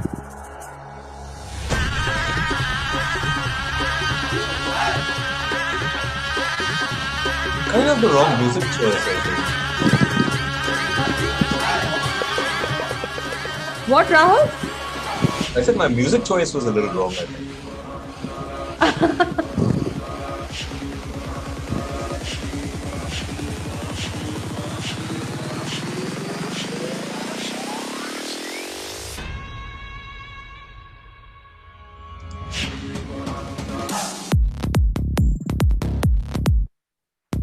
Rahul, this is how many hours? Less than an hour. 45 minutes to an hour.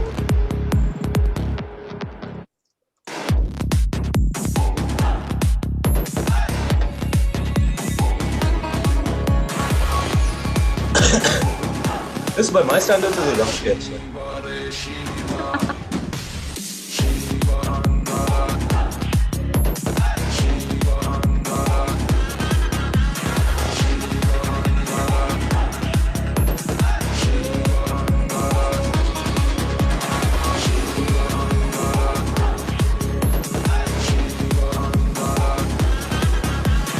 Very wow.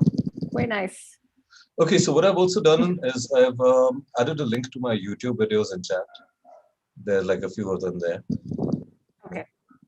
We'll go through that. Sounds good. Yeah, this was great. It's lovely interacting with you here, and our students, I'm sure, are still mesmerized.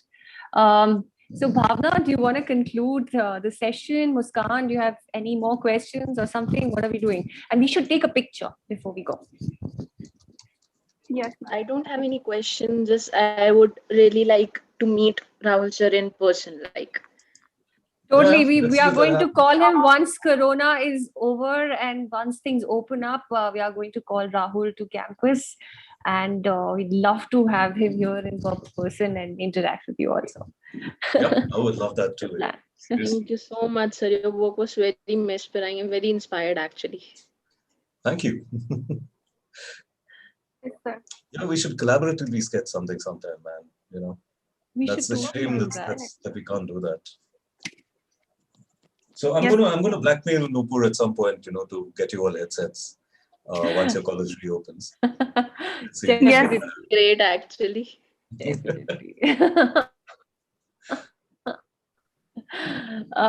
be amazing.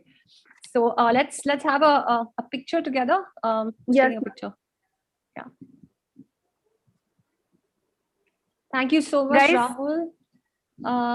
Okay, everyone, please turn on your cameras. Huh? And put away your cigarettes. I was always a bad boy. What can I say? You were the most creative boy ever in NID. That's all I know. Yeah, man, NID was fun. I really miss those days.